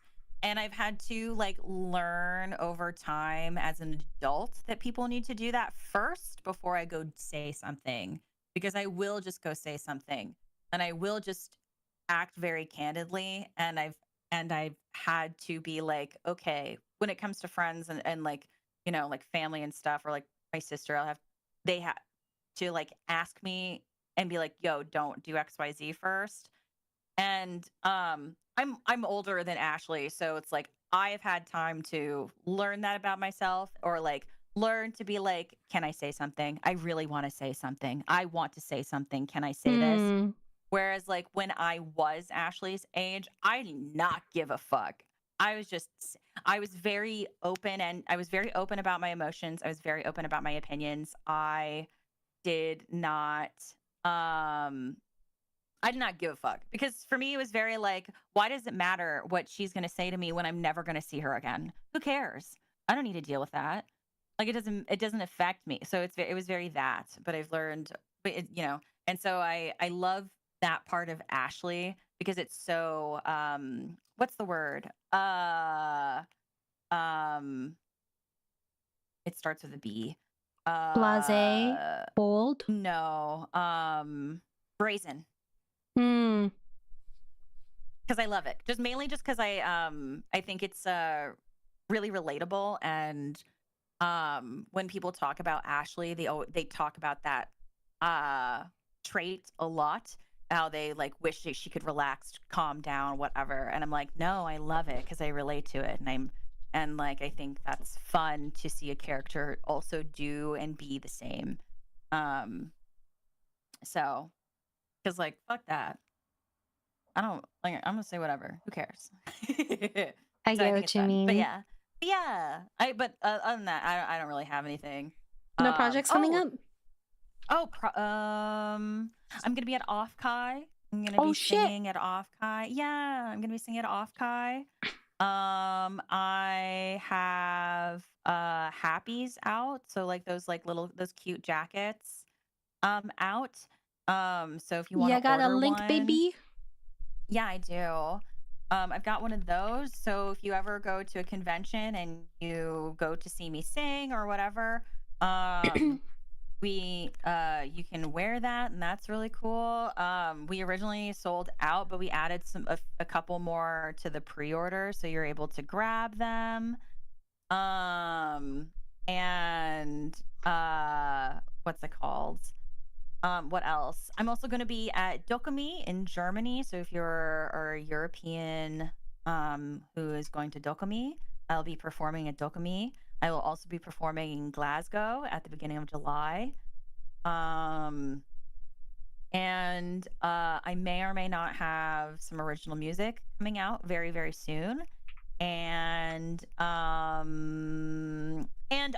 then my cover of Playing God by Paramore is now out on Spotify, Apple Music, and Amazon Music, and YouTube Music. So if you want to go hear what I sound like while I sing, that is available for you on all major music streaming platforms. Pew! Let's fucking go! Yeah, I'm a busy bitch, unfortunately, but she is. It's fine. As for the next stream, we'll probably have to figure out like a date at like a later time, unless like you have anything in mind right now. I see you to look at your schedule and stuff. No pressure to do it now. I'd have to go grab my planner to look at when I could, but I'd say at least a week, probably, like minimum. At least a week. Yeah. But I'll message you and I'll let you know. Because I have to double check my planner before I commit to any dates. So same. Yeah. I actually have things to do, unfortunately, in the next like 2 months. Oh my gosh, she's a busy bitch. It's because I'm getting older. I'm turning almost 20, or almost 30. I'll be turning 28. Yay! Oh my god. Girl. Oh my god. Hold on.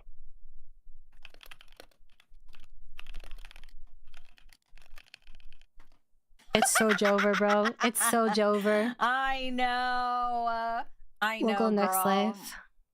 It's okay. I've accepted. I'm comfortable with being older. I'm comfortable with no longer being part of the younger, like the youngins. Actually, I haven't been part of the youngins in a while. I like in streams, I'll be like, when I was in my mid-20s, I sound crazy. My feed is all Y2K. You saw my my debut. It's just Aaron Miller shorts. my second outfit, it's all Y2K. Like there's the MySpace music player. That's so fucking cute. It's everything. Like I'm a Y2K bitch. So it's fine. I miss MySpace a lot. For 20, oh my god. And then make sure you get off of the internet before somebody else does or someone uses the phone, so that way you're not using up all of that stuff. I miss MSN. That's what I miss. You have customized MSN fonts. Was new. For me, MSN was new. I was on AOL. You have AOL. AOL. You have AOL? I think so. I just used MSN though. It was easier. I had AIM. I used AIM for a little bit, which is the AOL Instant Messenger for anyone who doesn't know what that is. And when I had to switch over to MSN, I'm not gonna lie to you, I was so disappointed because I didn't think it was as fun or as groovy as AIM was, because you could be a little more creative with it. And then you went from, what was it? You went MSN. So basically it was AIM, MSN, and then Skype. And then everyone moved to Skype. And then everyone went to Team or Vent / Discord simultaneously.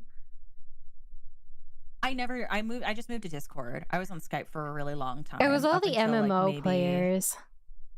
I didn't get into Discord until I started doing RP groups on Discord. And when I started streaming, so probably 2015, 2016 is when I started to get into Discord. But up until then, I was on Skype. So, oh my god, Yahoo! That's right, Yahoo Messenger. That was another really good banger. Yahoo's my origin story. Phone. I got a flip phone. Did I tell you? I don't remember if I told you. I got a flip phone. Is it the Ferrari flip phone that I saw? The what now? Hold on, let me see if I can find it. Ferrari flip phone. This person's dad had a Ferrari flip phone. That's nuts. No, I have no idea what that is. Here, no, I didn't use TeamSpeak. I used Uvu. I don't know if anyone knows what Uvu is. Okay, I also had Facebook, but I didn't. I wasn't really using Facebook for.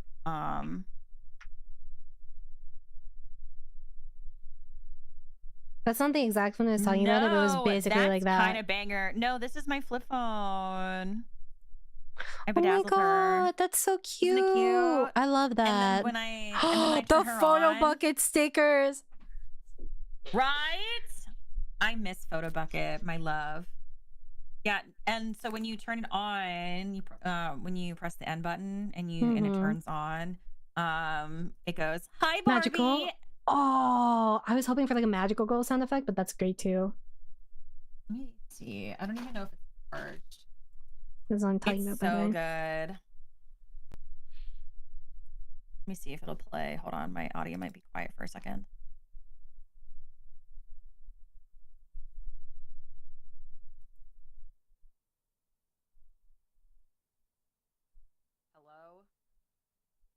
Hello?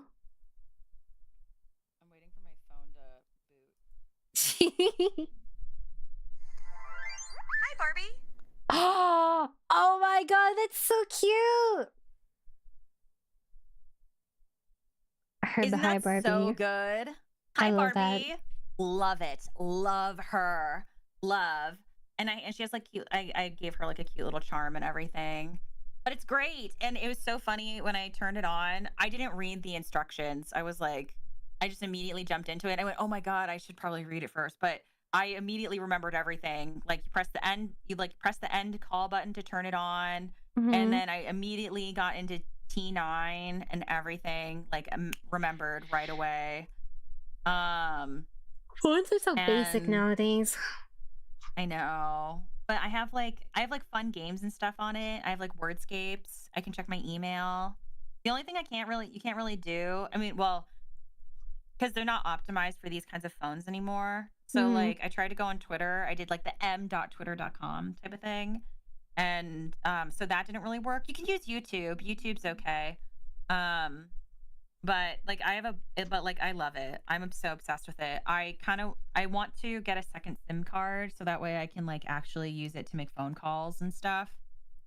But otherwise, I kind of just have it for shits and gigs. But you still get the satisfaction of the flip close. That's why I got my phone. I have the Samsung flip phone because I was like, Samsung. Yeah. Although I think I like low-key. I don't know if it's like a dead pixel or something, but it makes me sad, and I don't know what happened to it. How did this even happen? It's like a little pink like pixel on my screen, and I don't know if it's like. I don't think it's like my screen protectant, although that has happened before. Yeah. But the thing is, if I take out my screen protectant to check, I'll need to put a new one on, and I don't want to fucking do that. Lot. No, I wasted 3 trying to put it on because I fucked up so many times. Yeah, no, on my phone, I had one. Now the thing is, like, I bought one, but I couldn't get it to stay on or do it right. So now I just live with my screen being kind of scratched. It's not noticeable enough unless I close the phone itself, or not close the phone. Make the screen go dark, then like I see the scratches and stuff, but it's like not noticeable enough for me to like really care, so it's whatever. And like if I want to replace the screen, it's like $100. I'll just save money to get it replaced. It's one day. So expensive. It's like for what reason? Whatever. Like I went to get my other phone fixed before when I broke it, and they were telling me, oh yeah, it's like $300 to $400. I'm like, I might as well just buy a new fucking phone. What the hell? Just to fix the screen? Nah, that's crazy. Actual delusional pricing. Yeah. No, so I used to have one of those like slide keyboard phones. Like where it goes down?